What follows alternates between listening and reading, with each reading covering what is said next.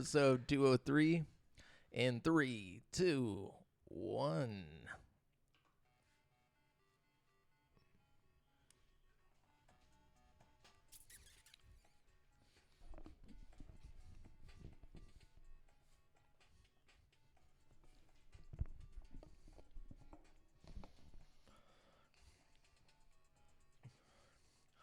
Yo, yo, yo, and hello and welcome to the 203rd episode of GameSpeak Podcast. New episodes go up for free feed subscribers every Wednesday in audio format on Apple Podcasts, Stitcher, Google Play, Spotify, and all of your favorite podcast platforms, as well as in video format on YouTube so you can see us in stunning high definition, where we need you to hit subscribe and click that notification bell. We are now streaming live every Tuesday at 7:50 p.m. CST on twitch.tv/GameSpeak Podcast if you want to catch the show as it happens before anyone else. The show is two childhood BFFs bringing you all things video games. You can find us online at GameSpeakPodcast.com, where we need you to subscribe to our official newsletter so we can make sure you never miss a single episode ever. Also, be sure to join the community in the Facebook group at facebook.com/group/GameSpeakPodcast, where we got hundreds of people hanging and talking about games. And, you can come and chill with us. Also, I'm one of your hosts, JAMAL Al-Jafra, alongside Brent Jack Black Bass. The first thing that came to my head. And it just so happened to be. Oh, no. And then we also have, what should we go for with the D over there? The Tenacious Devin. Yeah. Oh, my God. We've done it. We've done it. Oh, man. We figured it out, boys. I love the theme. I love the theme. Successful intro. Yeah. Just, that's what you get. Yes, and. Yes, and. We got to improv our way to success. And that's what we do here. Yeah. One day, hopefully. The success part hasn't happened yet, but it's a work in progress. The improv has. Anyways, so what's been up, guys? Oh, not much. I've been tie-dyeing stuff all weekend because I just had a tie-dye kit. My girlfriend had a tie-dye kit, and she's like, "You want to tie-dye some stuff with me?" I was like, "Yeah." I got to say something about, I'm sorry, I know you were talking about your tie-dyeing and stuff, but I know if you're watching the YouTube version of this, you guys just saw the sudden sadness and disappointment just take over my face when I took a sip of this bang because I thought I got a key lime pie bang. I was wondering. I remember you talking shit about the candy apple crisp bang. And this is a candy apple I was surprised crisp. to see. I thought you had wised up to the candy apple no, crisp. I literally just poured liquid shit down my throat. Look, is what man, this look, I'm not gonna lie. If you don't want that candy apple bang, send it my way. I will. Give me it. I'm gonna drink a couple more sips, and then it's gonna become yours because I can't. And when it becomes undrinkable, I will fuck that bang up. Yeah, you guys won't ever even know because of the green screen. Check this out. Yeah, it'll be invisible. Oh my gosh, dude, the technology, the future. But yeah, so a little heads up before we do get further into this episode. Oh yeah, this is an episode of a controversial topic. Mature audiences only. You know what I'm saying? Definitely, it always is for our show. But yeah, but just so we're clear, the rest the news and stuff obviously isn't going to be too controversial. But whenever we do get to the topic of the show, if you don't like to hear about violence or hear about murder and death and things like that, the macabre. Yeah, you probably don't want to stick around. And just so you know, also, we are not glorifying any of these, people who have killed anybody or done anything like that. We're just talking about it because it happened. We're just bringing it up. It's a topic. But just wanted to get that out of the way. Anyways, speaking of dumb criminals, this week, I went to the mall with my sister. Uh-oh. Okay. Did you do some crimes? We did so many dumb crimes.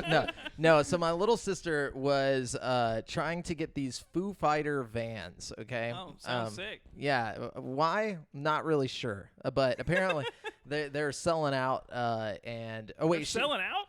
Yeah, dude. Because scalpers buy them all out whenever they put out an exclusive type of shoe. And then they go and resell them. But anyway, so she ended up getting them. But we went to the mall, and we parked outside of Macy's, all right? And I'm like, why are we parking over here? I never park on this side. I rode with her. It's like the dark side. Yeah, it's the dark side of the mall. And so we parked there, and as we pull up, first off, if you ever see anybody above the age of 14 riding a bicycle with pegs on it, it's a bad thing.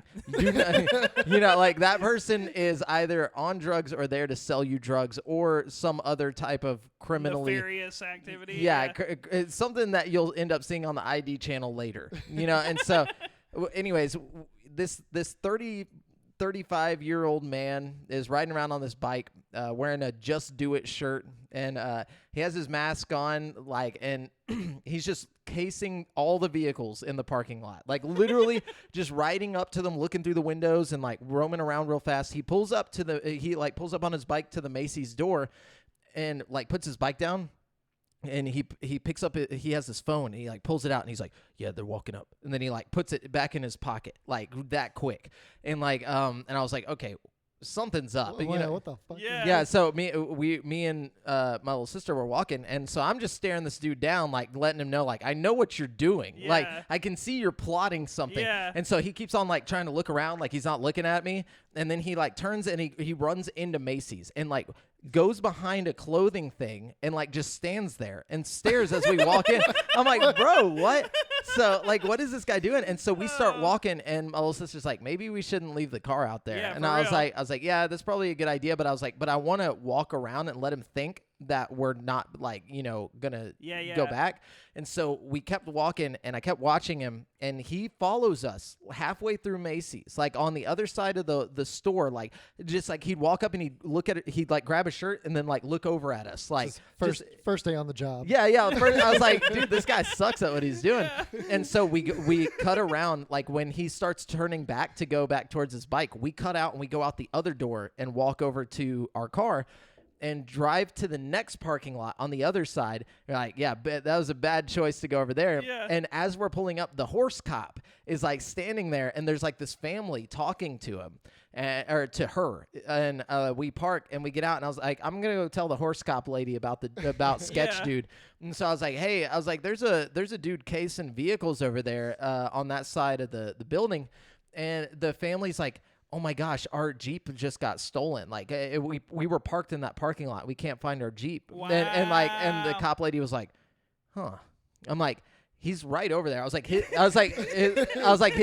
bike is right there, and he's inside. I was like, you could go grab his bike or like, you know, send security. And she's like, yeah. So you think he stole your car? And I'm like, look, lady. I'm like, he's around the corner. Call somebody. You know, call the other police that are gonna do something. Call the real cops. police. Yeah. Call, you know, don't do your you know, like these are hardworking people that are about to lose their vehicle because your fat ass stolen. sitting on the fucking, you know, and like I don't have anything against like, you know, people being overweight. Okay, it's just this lady. That horse pissed me off. probably did. That horse probably did. All right, but it pissed me off to the point. You know, I'm like telling this lady, I was like, well, are you gonna do something? You know, you gonna go? And she's like, we'll figure it out. And she's like, hey, send security over there. Like the security, like the mall cops. Oh I'm my like, God. send the cops to stop him because then they can question him and figure out where this lady's vehicle is because he took the vehicle. They had a picture of where, because the girl was like videotaping with her phone whenever she got out. It was like she had like a 12-year-old daughter who was just like, I'm filming everything for TikTok. So they have a film showing exactly where the car was, and the car's not there anymore. It's just gone, you know? And Oh so, my God. and like, worst police work ever. They yeah. probably sent her there on purpose. Like she probably came into like first day at the job, police force, and they're like, "Oh my god, You got two newbies we on the gotta job. get rid of this." You got a newbie thief and a newbie cop. yeah. and so I was like, we were like, whatever. We told them whatever. And so me and Jamila are walking back to the into the store, and I was like, hey, let's go back through Macy's and see if he's still in there. And as we go in, he's still standing there, like just hanging out, like watching people as they come in. And he's like, he like pulls out his phone and says something. And then we went out. I was like, let's check and see if his bike's still there, you know, because You should have stole his stole it. bike. I was thinking about it. Like we were talking about, we were like, we should just ride off on his bike. That would be fucking Yeah, and- hilarious. Like, And so we turn, and like as we're looking at his bike, and we turn, and he like comes out, and he like pulls his mask up over his face, and a security car comes driving up, and he hops on the bike and just fucking hauls ass, dude. Like just disappears. Like this dude looked like if Jesse Pinkman was like even more cracked or more methed out, you know. But like it was crazy. And so the mall bandit Which thing, mall was this? the Woodlands Mall. Wow. Yeah.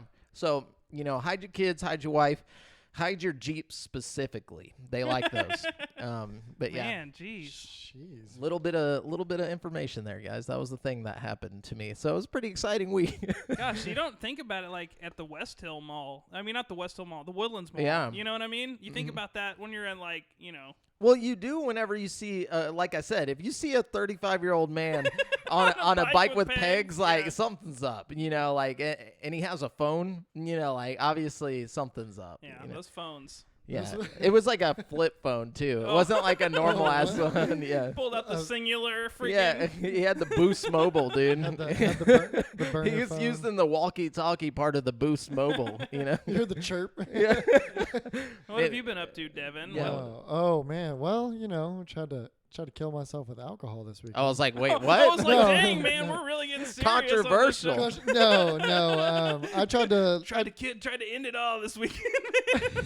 my, Yours, Brent. Thank you, bro. Oh no, but my best friend got married on Sunday, and I Oh, started. you're about to say murdered. I don't know why I'm in like a just. We're in the macabre mode. Yeah, oh. Criminals, suicide, mail down. Like what is going on? Oh. Anyways, Sorry, your friend got married. Yeah, Best and I like a bunch of people are in town. Long story short, I tried to live like I was in college again, and I paid for it. And I'm telling you, We were man. drinking all weekend, and it was a good time, but I'm still hurting today, and it's Tuesday. Bro, I went on a cruise like a year ago, and I used to just drink like a freaking fish, dude. I'd wake up the next day and just hop up like nothing happened, like all good. Like 3 days into this cruise I went on recently, I was like, damn, I shouldn't have bought the alcohol pass. I'm like, I can barely like move right now, Just dude. feeling Like, bad, yeah. man. and plus on a cruise ship, it's like the boat's constantly moving, so it just doesn't feel right. Yeah, That's I got sick whenever we went on that Carnival cruise. That's and because we I- went in October, to be honest with you. Yeah, it was the October is what. You get those cheaper cruises, but you kind of like pay for it a little Colder? bit. Yeah. yeah, it's just like a little oh chilly on the gosh. deck. Yeah, dude, Yeah. it was pretty bad. But yeah, anyways, so Brent. Oh wait, did you have more, Devin? What you been up to? Sorry, I cut you off. I was gonna say, I completely lost my. You got drunk? No, well, yeah, that's basically it. Took my whole week. Oh, as far as like I watched Attack on Titan. I've been catching up. Oh. on that. Ooh, I nice, need nice. to catch up Yeah. on that.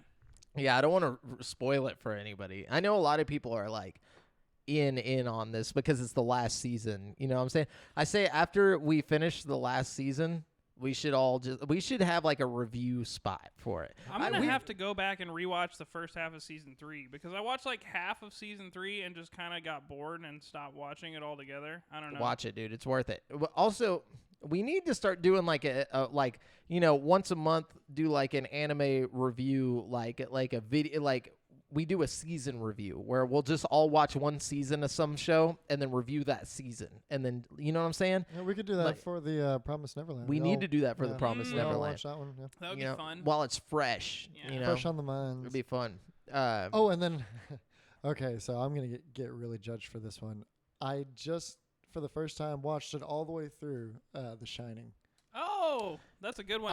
I'd always I caught watched- pieces of it throughout my whole life, but I never sat down in one sitting and watched it because something would always happen where we'd just go do something else or something. I watched a comedian this week, and like one of his parts of his routine was all about people who hadn't seen The Shining yet. It was like really funny. I don't know why I know why it clicked, but like that's just It's hilarious. the way the universe. It's such a good works. movie though, right? Oh Like, yeah, absolutely. And I knew it was a good movie, and I know a lot of the pop culture behind it, but I'd never sat down and watched it from start to finish. I'm I'm gonna so be sorry. that I got guy. it mixed up with The Sixth Sense. Actually, I was thinking of The Sixth Sense Yeah, this whole time. I was about to say because I'm gonna be that guy. The book's way better than the movie. The book is way better than the movie. Like 100 times better. It's than one the of movie. those things, And there's a couple of movies. You watched the Stanley Kubrick one, I'm sure, with Jack Nicholson, the popular. Yeah, There's there's several another one. renditions of The Shining in movie form, and actually, Really? Stephen King's favorite one isn't the popular one. Yeah, I heard he really didn't like it. Yeah. It wasn't. It was nothing like the book.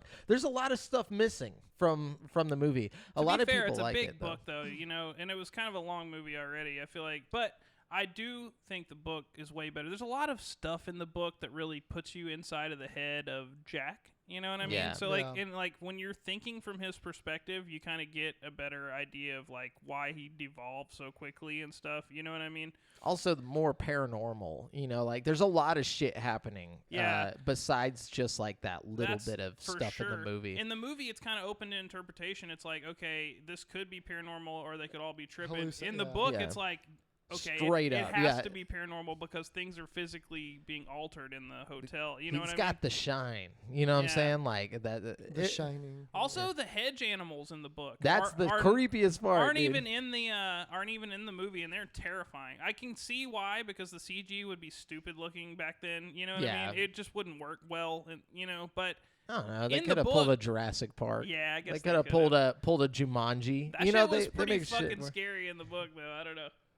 Were we doing the? No, I was doing. Oh, you know what was in the movie that wasn't in the book though? That I thought was a nice touch was the little twin girls. Yeah, they weren't in the book at all, and I thought they were kind of scary. Wait, play with us, Danny. Yeah. So, and then I ended up watching The Little Things, which we did a trailer reaction to a while back. That's the one with Denzel Washington. What'd you think about it? Jared Leto and Rami Malek. Yeah. Yeah, it had a lot going for it until the end. Like, the end just kind of unraveled.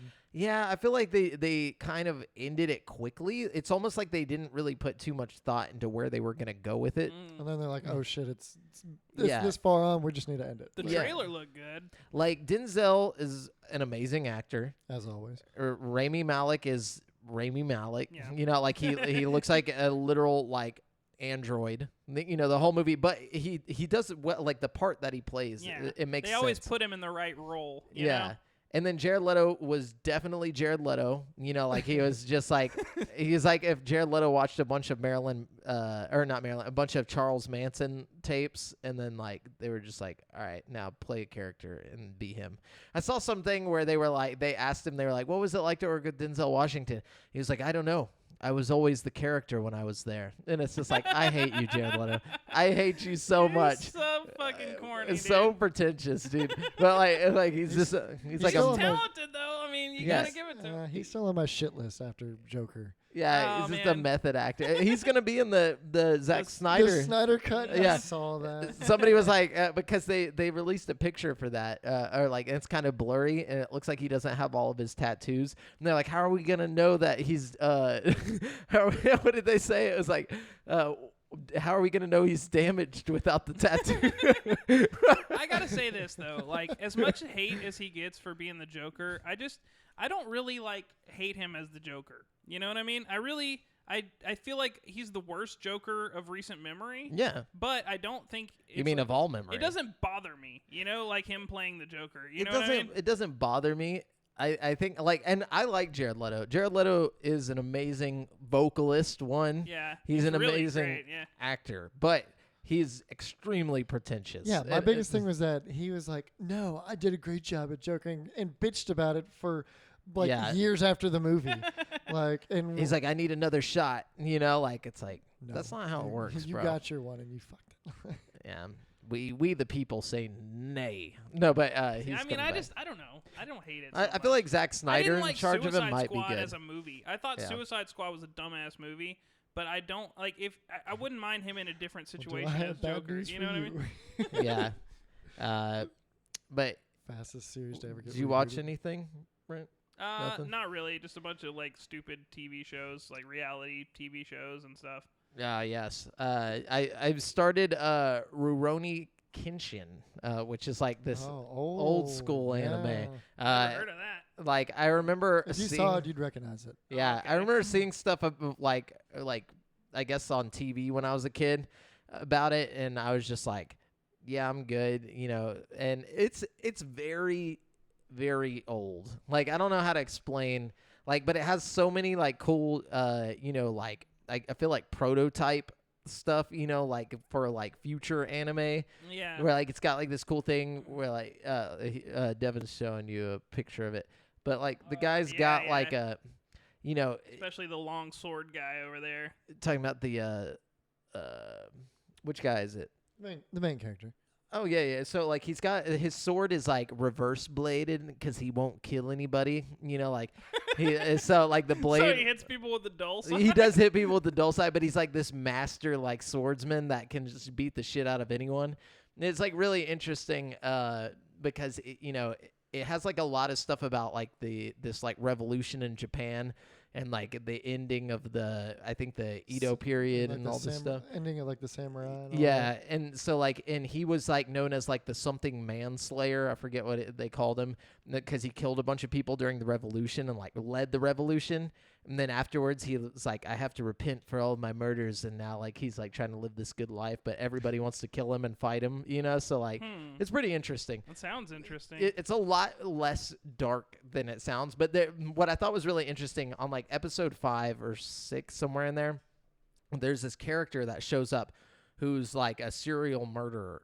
And as soon as I saw him, I was like, that's Gambit from X-Men, like in a Ronin like outfit, like the same hair, everything, and like a little the same headband. Artist or something? So I went and looked it up. He was completely inspired by Gambit. Like in the trivia section on the guy, like they were like he was completely modeled after Gambit from X-Men. Wow. And I was like, how? Like just the moment I saw it, I was just like, that's Gambit. Like it's pretty interesting just to see something that old and like see that like correlation there. It's pretty interesting. Dude, I've actually been catching up on some classic anime too, but we can't talk about it until currently playing. It's weird, but yeah. Well, let's go ahead and get into the news, guys. Just so you guys know, we are using gaming news articles from around the web, and we don't claim any of the articles as our own. We're just bringing them all here to talk about them and get the news to you. So, Brent, you want to start? You want me to start? How you want to do this? No matter. I can kick it off. Let's see. The game streaming platform Google Stadia is making a big change, announcing that it will no longer develop games. In a blog post from industry veteran and head of Stadia, Phil Harrison, the executive said Google is focusing on fleshing out Stadia's technology and will back away from actually developing games for it. Given our focus on building the proven technology of Stadia as well as deepening our business partnerships, we've decided that we will not be investing further in bringing exclusive content from our internal development team, SG&E, beyond any near-term planned games. So they were still making the ones that are almost done, I guess. The statement said. Sorry, guys. So we have a dog speak podcast going on. He doesn't like the news. Yeah. He said, over the coming months, most of the SG&E team will move on to new roles. We're committed to working with this talented team to find new roles and support them. Google's game-making studios in Los Angeles and Montreal are closing as part of this news, according to Kotaku. Around 150 developers are said to be impacted. According to the report, Google is trying to place the affected developers in new positions within Google. Jade Raymond, who like was a Google genius at the no, it's Apple. They just stick them in the Apple store. That would be fucked up. How dare you? Just at the local Google store. Like, I used to work for Stadia. Like, yeah, I'm sure, buddy. Anyways, you guys get the idea. They're shuttering the studios that are making first-party games. I saw this tweet from one of the guys who was like the head of Stadia's main studio or whatever, and he was like it was like really backhanded, like the statement. He was like I forgot what he said, but basically I think I got it. I know what you're talking about. Pull it up if you got it. It was funny. Okay, so y'all had he said, "What a time to be alive."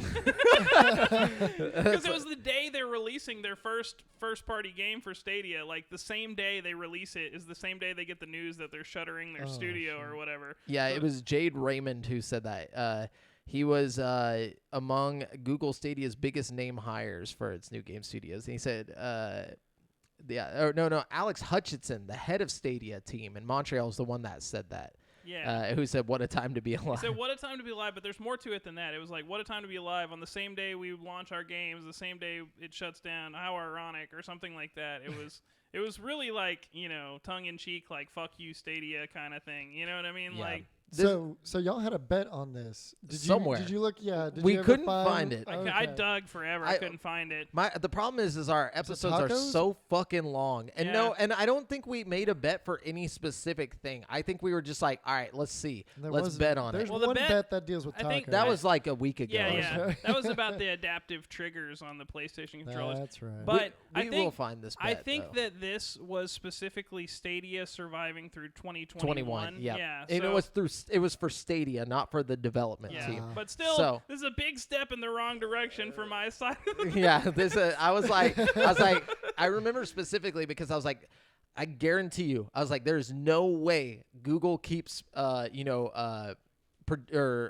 funding Stadia through 2021. I Dude. said by the end of 2021, there will be no more Stadia, and that was our bet, was whether it would be here at the end of 2021 or not. I think the only reason Stadia didn't get closed down is because it's one of the most viable ways to play Cyberpunk, and it's making a lot of money off of Cyberpunk specifically. Maybe so. You know what I mean? Like, I really think that. Like, I think Yeah. Cyberpunk is the one thing keeping Stadia alive right now. Yeah, but I feel like You know? nobody's really playing Cyberpunk anymore. I feel like it was. Yeah, you but know, it probably sold enough to, like, juice up their funds. to and, warrant you know what I mean? good, Yeah. a little bit of time. And then people are like, "Well, shit, I got this piece of shit anyways. Might as well keep playing." Yeah. Right. Yeah, that's my thing. Is like I think they know that it's a good idea, but I also know Google does like to shutter shit constantly. Like they're always like trying new things. You know, like remember Google Glass, dude? Yes. Y'all remember Yeah. that shit? I'm kind of sad it didn't come to fruition. Yeah, it's like they'll fund That it looked cool, to the dude. point that they'll put that shit out like on shelves and then it's just gone. You know, they're just like, fuck it. You know, it didn't make as much as we wanted. Well, I saw a lot of people bitching about like how it was working for Google Stadia. Like apparently it was like really underfunded and like it was like, somebody said it was like working for Amazon but like But with worse. less resources. Yeah, That's what they said. Yeah, which just sucks, you know, but that's just how it is, man. Half-ass It's attempt like, for a half-ass product. Yep, we'll see. We'll see by the end of 2021. We must remember this. Now we got Devin here as a third party. But but anyways, so Adel Anchors at IGN says Nintendo reportedly scrapped a live-action Legend of Zelda series with Netflix after news of the project leaked and circulated online. As reported by Eurogamer, U.S. comedian Adam Conover, never heard of him, who was working on a secret Star Fox claymation project around the same time, revealed that Nintendo canceled its proposed slate of video game adaptations with Netflix after someone from the company allegedly spread the word about the Zelda series. The Wall Street Journal shared details of the adaptation, and Nintendo rescinded the show. Quote, suddenly there was reports Netflix wasn't going to do its Legend of Zelda anymore, Conover recently recalled, speaking on the Surf Times podcast. I was like, what happened? And then I heard from my boss we weren't doing our Star Fox anymore. I was like, what happened? He was like, someone at Netflix leaked the Legend of Zelda thing. They weren't supposed to talk about it, and Nintendo freaked out, and they pulled the plug on everything. Dang. Yeah, so... Seems extreme. It sounds like Nintendo, though. Like, Nintendo's so closed in. You know, like, they're just like, no. Can I just say, a claymation Star Fox sounds weirdly appealing to me. I don't know why.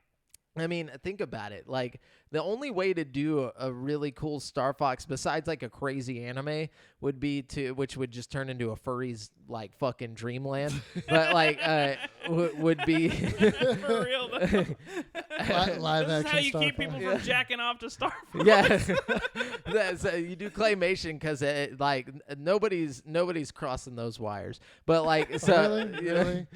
I hope not. But aren't they? You think somebody's just like they see that part in Courage the Cowardly Dog where the like weird chick like turns is like like Bro, and they're just like yes, Dude, No. people are turning so much different, like weird shit into fetishes nowadays. Dude, yeah, It there's would got to be not- somebody like fetishizing Nightmare Before Christmas or something. You know? Oh, what that's I mean? true. I didn't think about it that way, but that's a little more classy though. You know, like I feel like It's classy to jack off to Jack Skellington. Coraline's but mom, now though, Star dude. Fox. I'm just saying, like Star Fox mixes bestiality and claymation. It wouldn't just be like a person and claymation. Yeah, It would be okay. a fox or a small frog. Yeah, that's. I really hope this doesn't get clipped. But yeah, so but like so the claymation would work, or like a Muppet like thing would work. I feel like if you could get like a really Muppets? good, like like where they're like puppets. You know what I'm saying? Yeah, like I feel like I you get could it. make that work. Like if it was like adult rated, like kind of funny. Well, we got Maybe. an R-rated puppet movie a long time ago. Well, Oh, Team America. Team America. Yeah, see, I Yeah, could see that working. Team And America they Star Fox. flew in planes. I could see them like all from a front-facing cockpit view as puppets. Like, Yeah, dude. It would be awesome. But yeah, This anyways. is why we're not directors or producers. That's Netflix. he's for like, it. I don't know why Nintendo Nintendo for it. shut my idea down. Yeah, I mean, we were working on our Netflix bestiality Star Fox show, and everybody just got pissed, dude. It was weird. No, but anyways, Brent, what you got? Okay. In a big, oh god, In a big old god. oh god, hold up. I think I accidentally deleted my note. Did Uh-oh, you? no. Like all of the news? Oh no, here we go. Sorry. I was like, Woo! dang. I just about had a heart attack. Okay. In a big shakeup for the world of sports video games, it has been announced that Sony's longtime PlayStation exclusive baseball series, The Show, is coming on coming to Xbox consoles. Whoa. It's blasting on Xbox. Coming all over the Xbox console. This is not entirely out of left field, however, as it was confirmed back in 2019 that the exclusivity for PlayStation was ending, with the first multi-platform release penciled for 2021 at the soonest. Now we know it's happening with the MLB The Show 21, which has 22-year-old San Diego Padres shortstop phenom Fernando Tatis Jr. on the cover. The game is scheduled to release on PS4, PS5, Xbox One, Xbox Series X and S on April 20th, 2021. So that's pretty cool. I know there's a lot of people out there who really like sports games, and it's They want their college boys in the video games. Yeah. I know. I have a couple of friends who bought a PlayStation solely because of that game. Yeah, I mean it's a big deal. It's a good game, you know. That's gonna make a lot of people really happy. I think so Yeah. too. Yeah. Okay, so Jordan Alleman at IGN says the design director of Perfect Dark Studio, The Initiative, has announced that he is leaving the project. Oh no. This is okay, so this isn't as bad as it sounds, Okay. actually. So the Initiative's Drew Murray revealed the news on Twitter, as spotted by VGC. Murray previously worked on Resistance, Ratchet & Clank, and Sunset Overdrive at Insomniac Games before leaving in 2018 to help kickstart the Microsoft first-party studio. He is leaving to focus on his, quote, life outside of work, and tweeted that the goodbye felt bittersweet after working with such a talented and experienced team. The team has the vision and talent to knock the game and franchise out of the park, Murray tweeted in regards to the future of the project, noting that the reveal trailer still gives him goosebumps. Interestingly, Murray points out that when he joined the initiative, he wasn't aware that the team would be working on a Perfect Dark game. Murray says that the silver lining of this is that he will get to experience Perfect Dark as a fan on launch day. Basically, what happened is his brother died. So like a week or two ago. So he's leaving because he wants to focus on family. So okay. it has nothing to do with the game. Well, like normally I would be like, this is a bad sign, but because of the circumstances, I'm like, yeah, it makes sense. You know, like, Yeah, that's sad. Very sad. Poor guy. You know. yeah. Brent, what you got? Okay. Sega and developer RGG Sega. Studio announced that they are re-releasing Judgment, the Yakuza series spin-off that first launched in 2019 as a PlayStation 4 exclusive for PlayStation 5, Series X, and Stadia. The game will be remastered with refined visuals and will run at 60 frames per second to take advantage of the new hardware. You won't have to wait long either. The new version is set to launch on April 23rd of this year for $39.99. Well, Stadia is saved. Right. No, I saw it was trending on Twitter.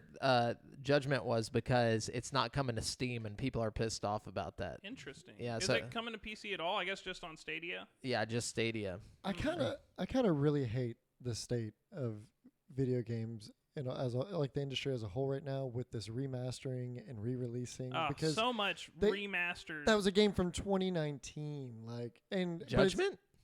Yeah. What? It came out like 2 years ago. But at the same time, It's for next gen, I will- basically. yeah, You that's what I'm gotta- saying. Like they're just taking everything and just like remastering for next gen. Meanwhile, I feel like we're not getting that many new titles for for next gen. I agree with you 100%, but I also think it's nice that these PS4 exclusives are coming to Xbox for the Xbox audience for the first time. Yeah, You know what I mean? Yeah, that's a good takeaway. But I bet you it does come to Game Pass since all the other Yakuza games are on there. Their little thing with Sega or whatever, I feel like it's kind of coming together like you've been predicting. They keep putting Yakuza stuff or like all that. I don't know. Yeah, they put the entire Yakuza remastered collection on there. Yeah, but I agree with Devin to an extent. I definitely think it is nice to have like a 60 frames per second version of everything. I don't really need like updated visuals and stuff, but the frame rate jump is kind of nice. But I feel like you don't have to do a whole remaster to, like God of War, for example. They just got a patch recently that like boosted up to like 4K 60 frames per second. It's not a remaster, but they've done like upgrades to the textures and stuff. You know what I mean? It's like we don't need to resell us the game. You know what I mean? Like, and that's my biggest. I heard somebody on a podcast talking about it, which by the way, it was Sacred Symbols podcast. They were talking about how some games the animations are attached to the frame rate. So like you can't just throw in a 60 frames per second. Otherwise it'll completely throw off all the animations. So some games you do have to completely like redo to and remaster them to put them back out. But some games you don't have to, like Fallout getting that like patched in like mod community thing for like 60 frames or whatever. But so just so we are aware, there are some games that have to be remastered to be next gen. So, I don't know. That's just what they said. I don't know if it's true. Well, in my opinion, from a very non-technical standpoint, because I'm not a developer or anything, if it's on PC, it should be able to just have a patch push through. Yeah. That's true. That's true. Yeah, if the game released on, on multiple platforms, including PC. That makes sense. I didn't even think about it like that. I've noticed on PC, like, sometimes I'll push a game to 60 that, like, is an older game that, like, you could tell was meant to be locked at 30 or something, and, like, fire or something in the game will be running at, like, 30, it seems like, but then everything else around it will be 60. Everything feels smooth except for, like, one texture in the game or something. That's where they're like, we'll leave it, whatever. So Gabe Gerwin at GameSpot says Gearbox Software's hero shooter Battleborn went offline for good on the 31st of January, rendering the game unplayable more than 4 years after its launch. Nobody's been playing it for like 3 years. Yeah, or for 4. Yeah. I don't think a single person ever played that game. I played Battleborn when it first came out, and it was actually kind of fun, but it's like it didn't like take off. You know because Overwatch came out like the same day. Yeah. It was like literally like a day later Overwatch came out and everyone was like, peace. Like, that's the problem. There just wasn't a place for it in the market, at the time when it came out. Like, it wasn't a terrible game. It just was the wrong timing, and it wasn't like, I don't know. I'm sorry. My dog is just like literally like sandwiched in between like like a 2-inch gap like in between our legs and this like table. He's like for no reason. It's like he's like trying to crawl through a cave or something. Anyways, Brent, what you got? I'm sorry. Okay, another remaster over here. We got Mass Effect Legendary Edition. It got a real trailer now. Whoa. Yeah, and it actually looks pretty cool. I mean, I'm just a huge Mass Effect fan, so like, Yeah, I was reading about how they did the resolution. The best, apparently, the best looking one, or the one that had the biggest difference, was the first one, obviously. But they used some type of AI to basically upscale the resolution, and it looks really good. It like the DLSS kind of some weird thing because it looks completely different. It upres the textures even. So like the AI, yeah. I'm sorry, yeah. It was like a weird like program they put on the thing, and it just basically went over the whole game and like retextured everything with like AI. I don't know, but then they went through with artists and like touched everything up too. Yeah, just to make sure it was good. And they showed like a picture of side by side of the first game with the new thing, and it's like even the sky and like the structures and stuff, and like there's like a fog in the air, the lighting, and it looks nothing like the other one. Like, it's crazy. Lots of little techniques that they use in modern games, like subsurface scattering and stuff like that, are implemented. And like, yeah, if you ain't subsurface scattering, what are you doing? What are you doing? Yeah, ambient occlusion. Yeah, actually, totally. I think I'm gonna have to get it. I don't want to buy it again, but like damn it, I'm going to have to. I've invested hundreds into the Mass Effect series as a whole already. You know what I mean? And see, okay, my gripe with remasters, like older games like this, the entire Mass Effect series, like I don't have as big of an issue with because it's been a long time. There's a huge improvement in between then and now. I also like that they're bundling all three of them. Yeah. So you're getting 3 games worth. Even though they're older games, you get a lot more content than, like if you're going to remaster something and try to sell it to me, give me the whole trilogy. I like that. I like the whole trilogy, like the Spyro thing they did and the Crash Bandicoot thing, Though after the first Spyro, after 100%ing the first Spyro, I literally couldn't play any more Spyro. But you have the option. Yeah, I did have the option. Or same with Tony Hawk. I'm glad they did both Tony Hawk games instead of just one Tony, For sure. Anyways, Jeremy Winslow at GameSpot says Valve Inc. finds another lawsuit on its desk as a putative class action filed earlier this week alleges that the video gaming giant is abusing Steam by requiring developers to sell their games at the same price across all platforms once it enters the PC game distributor's store. The suit, spotted by the Hollywood Reporter and handled by attorneys at the Ohio-based law firm Voris Sater, states that Valve's, quote, most favored nations, end quote, clause in its Steam distribution agreement forces developers to agree that the price of a PC game on the Steam platform will be the same price the game developers sell their PC games on other platforms. The attorneys note that Valve is abusing the MFN clause by making it difficult for other platforms such as the Epic Game Store, itch.io, and Microsoft Store to compete against Steam. The Steam MFN also hinders innovation by creating an artificial barrier to entry for platforms, the lawsuit claims. When a market such as this one is highly concentrated, a new entrant can benefit consumers by undercutting the incumbents' prices. The ability to provide PC games to consumers at lower prices is one way a firm or new entrant could gain market share. If this market functioned properly, that is, if the Steam MFN did not exist and platforms were able to compete on price, platforms competing with Steam would be able to provide the same or higher margins to game developers while simultaneously providing lower prices to consumers. So basically the whole problem is that once they have their game on Steam, say it's $19.99 on Steam, and Epic wants to do a sell on the game, but on their platform, they want to sell it for $10.99.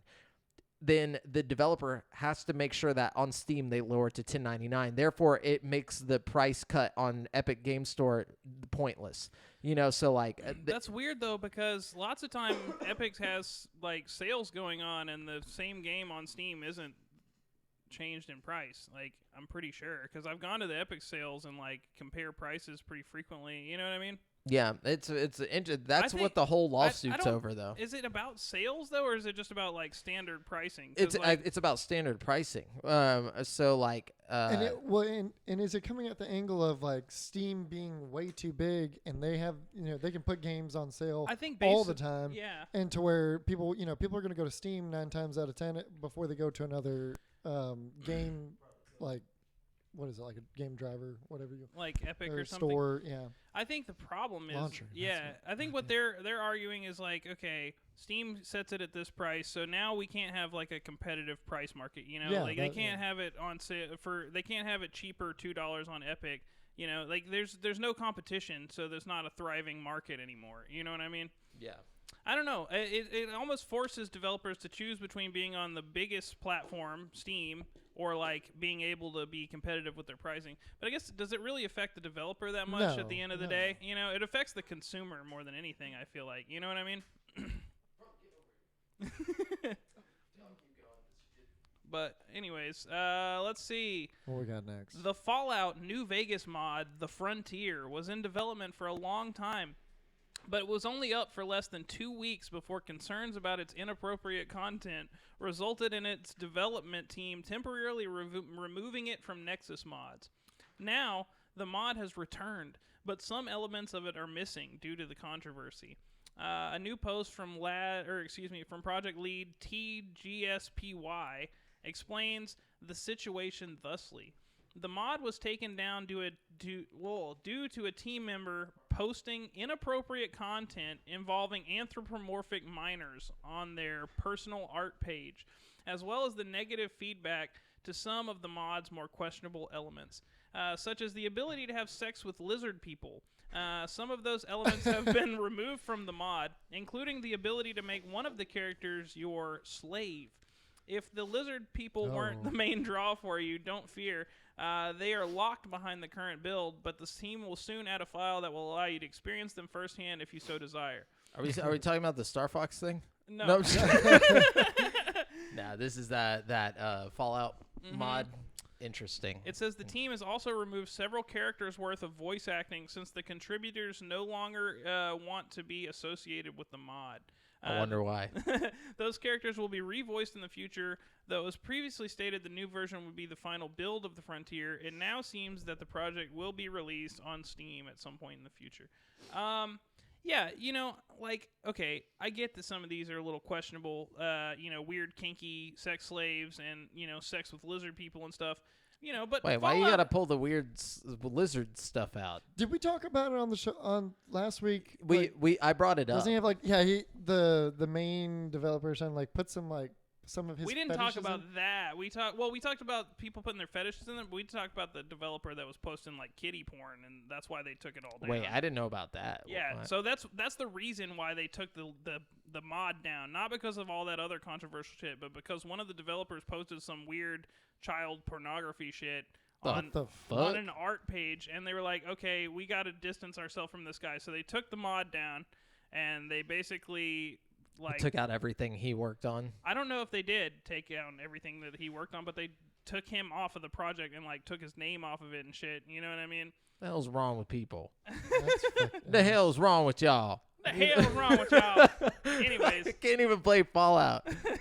But it's not necessarily, for me, I feel like Fallout's always had some questionable, moral shit in it. You know what I mean? That's kind of the fun of Fallout is, doing weird, inappropriate shit that you shouldn't be doing. You know what I mean? Oh, no, not about, I feel like the kitty porn thing kind of takes... No, that's not in the game, though. I'm just talking about the actual mod itself. Everybody's offended by having sex with lizard people, but I was I think we should be able to have sex with lizard people in the fucking I, for one, think that if you want to stop me from having sex with lizard people, you can come and take it.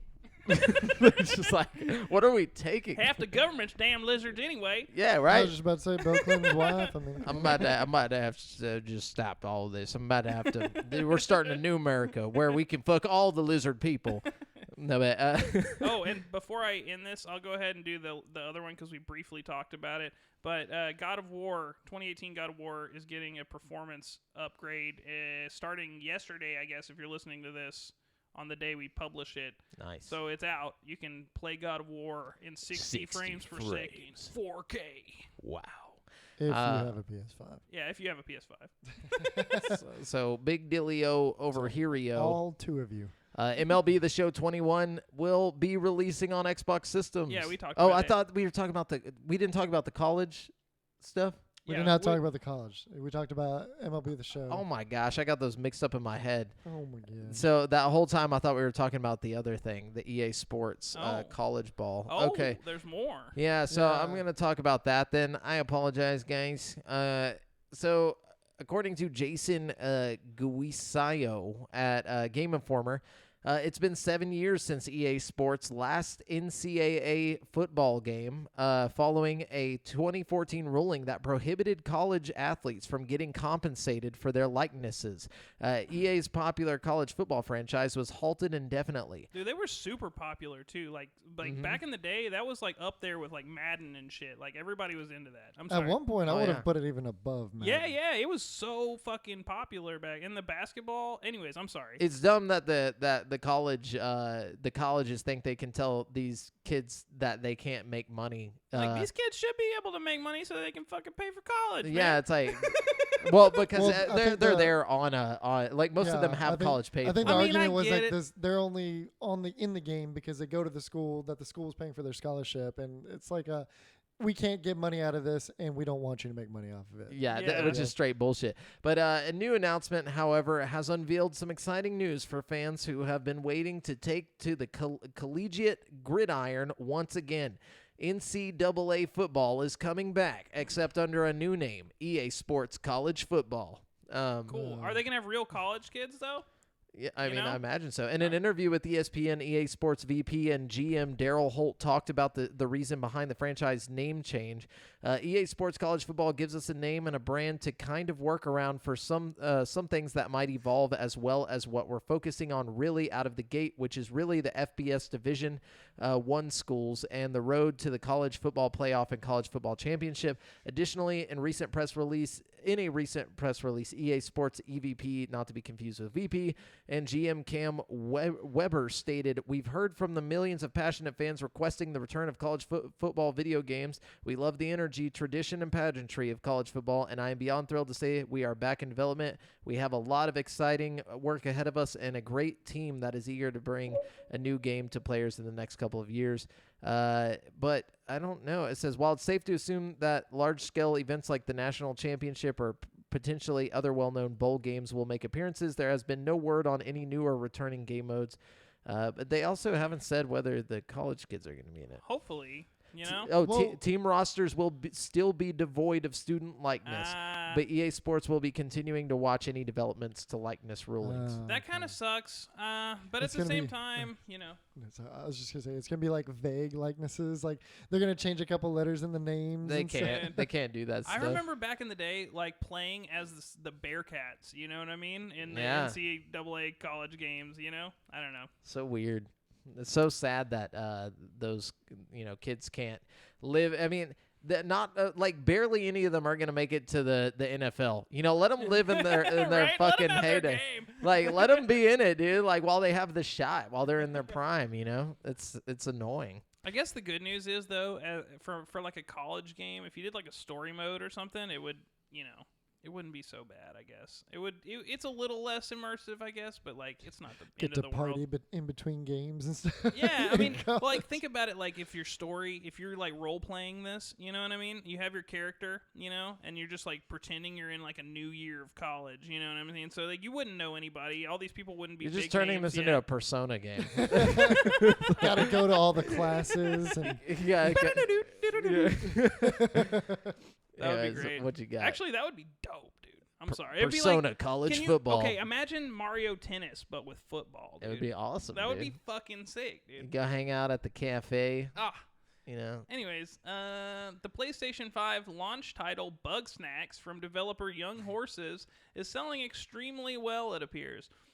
Co-founder and president of the studio, Philip Tibotsky, revealed on Twitter that Bugsnax has already exceeded the launch sales of the studio's previous game, Octodad, despite Bugsnax being free for PlayStation Plus subscribers for a good amount of time. The team at Young Horses is so grateful for everybody's support, Tibotsky said. So the article's a little longer, but I cut it down. But that's good. That's good for them. I'm glad for them. You know, I've always liked the Octodad games. I feel like those guys, you know, I'm glad they're getting some shine. I want to play Bugsnax, but I want to wait until I have a PS5 because I feel like there's not going to be very many games when I finally get a PS5. So I want to, like, you know, just save all the good PS5 games till then. For sure. Gabe Gerwin at GameSpot says, one of the more controversial elements of Halo Infinite is its new rapid-firing Bulldog shotgun, which replaces the standard shotgun we've seen in the series since the very beginning. 343 Industries has detailed the new weapon as well as its reasoning for making such a big change, and what it really comes down to is giving players a viable option to fit their playstyle. Speaking in an interview on Halo Waypoint, lead sandbox designer Quinn Del Hoyo said that particularly for multiplayer in past Halo games, players just didn't choose the shotgun very often. The team wanted to give close quarters specialists a good option, and it began developing the Bulldog with that in mind. The weapon's individual shots aren't as powerful as the old shotgun, but it fires and reloads much more quickly to make up for that. My thing is why not have both of them? Maybe they will. You know? No, they said they're just replacing it. Yeah, it's like why? Like just make one. I mean, my thing is like, look how many guns are in Call of Duty. Yeah, it's like, whoa, a new gun. I One agree. new gun for Halo. I mean, who cares though? Every entry has had some kind of difference in one of the guns at least. You know what I mean? Yeah, and it's always controversial. Look at the Magnum. Like they took the Magnum away, and people were pissed. I was pissed. The Magnum's my boy. Yeah, but Halo 2 was still one of the most like successful games of all time. You know what I mean? Dude, the SMGs, were those in any other one other than than Halo 2. It's only in Halo 2. Yeah. They had some like in 3, right? Like it wasn't the same, but it was like a dual wieldable machine gun. There's a lot of dual wielding in Halo 3. Yeah. I feel like, but no games dual wield anymore unless you go like the Diamatis or whatever. Diamatis and fucking yeah. That's like it, but it is really interesting how dual wielding used to be really cool. Like dude, that was my thing, man. Was it the model something in an old Black Ops? I don't remember. These like the shotgun. Oh, the akimbo fucking whatever they were. I know what you mean. Yeah, the shotguns with the lever action. They're like spinning them like fucking. See, I miss things like that. I hope Halo does that. What if they brought back the SMGs though? That'd be cool. I would not be mad. That was like my favorite gun in the game, but just because like on the cover, I was a little kid when it came out. On the cover, he's like standing there. I'm like, dude, that's badass. Like, see, my problem with the SMGs and like dual wielding is you couldn't aim down the sights. It just But see, I didn't do much aiming down the sights in the original Halo games, anyways.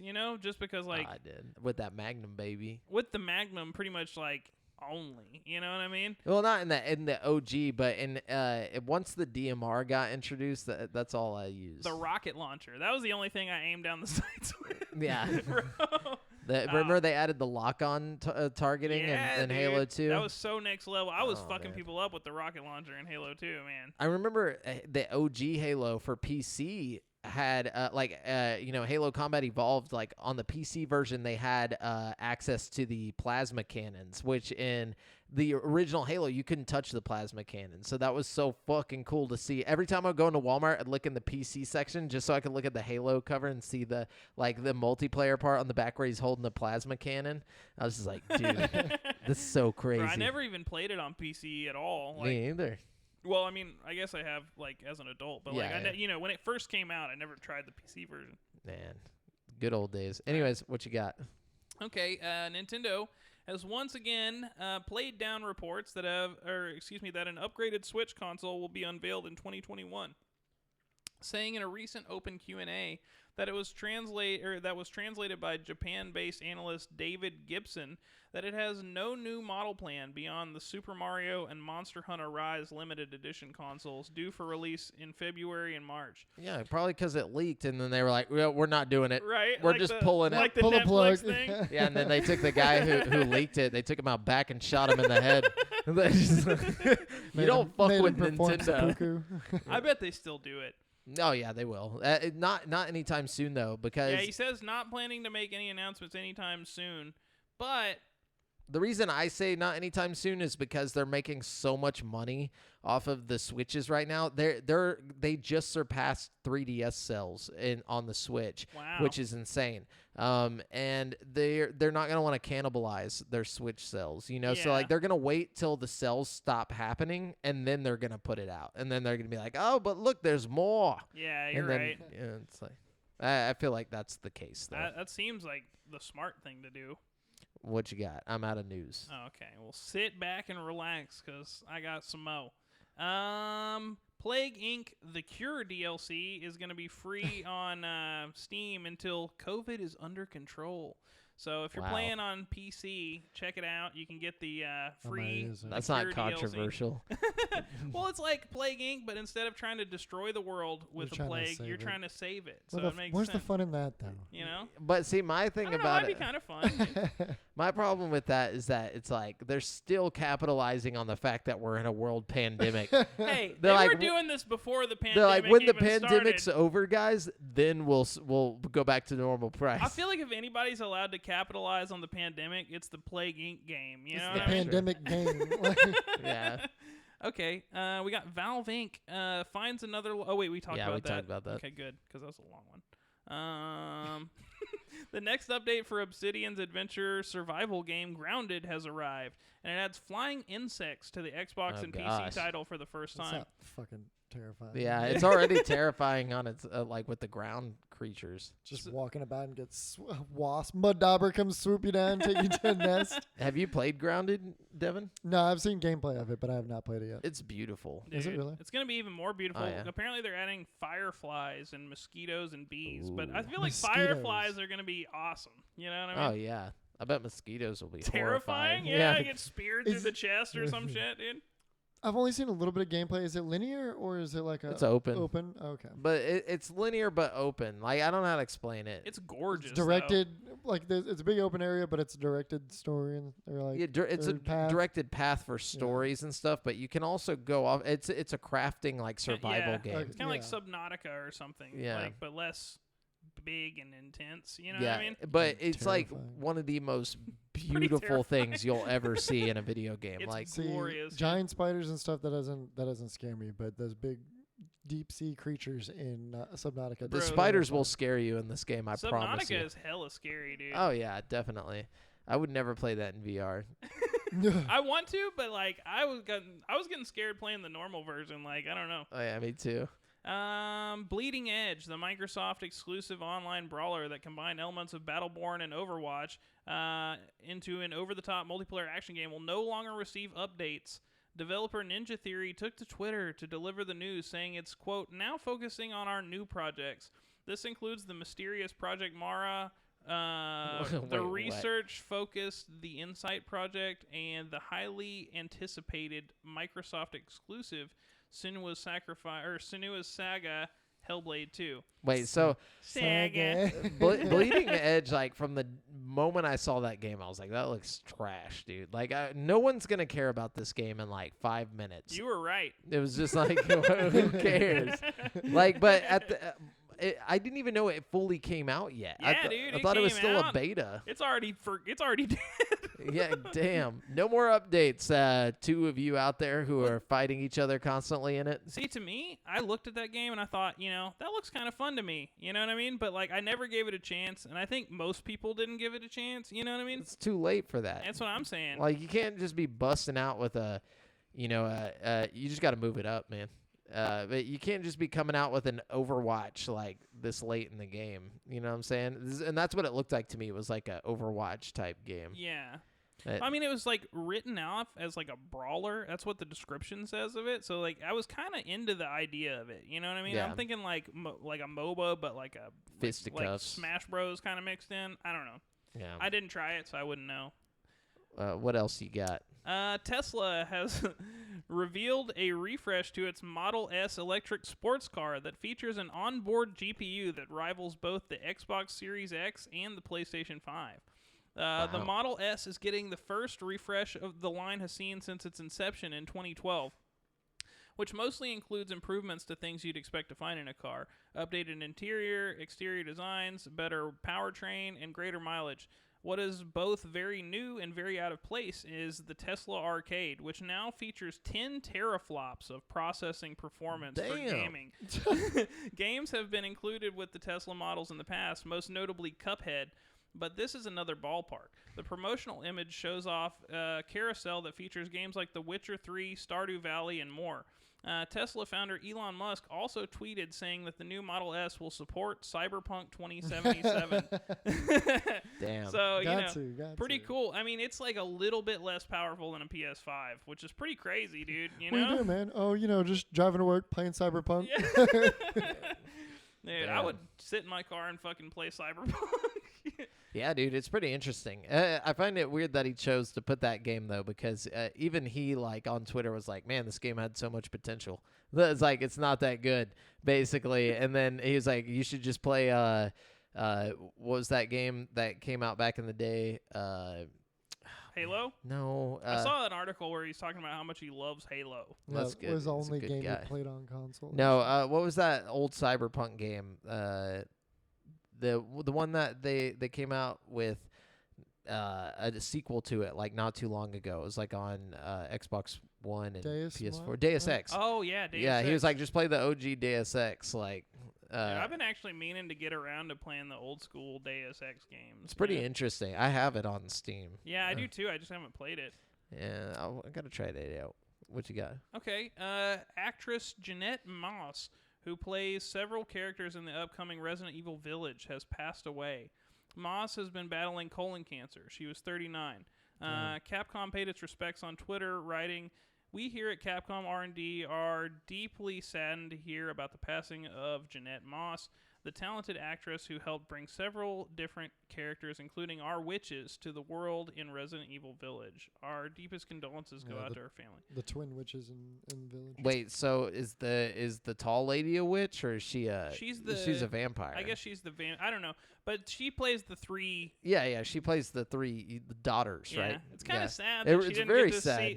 see all the horny people excited about her character. You know what I mean? She did though. She did get to see it. A little bit of it. That she got to see the hype. Which is I feel like that's a good send off. But fuck cancer, dude. Yeah. Rest in peace. So early, 39. That's so sad. Yeah, it really is. It's really sad. Did you see who else died this past week? Screech. No, really? The guy who played Screech from Saved by the Bell. Yeah. Dang. He died.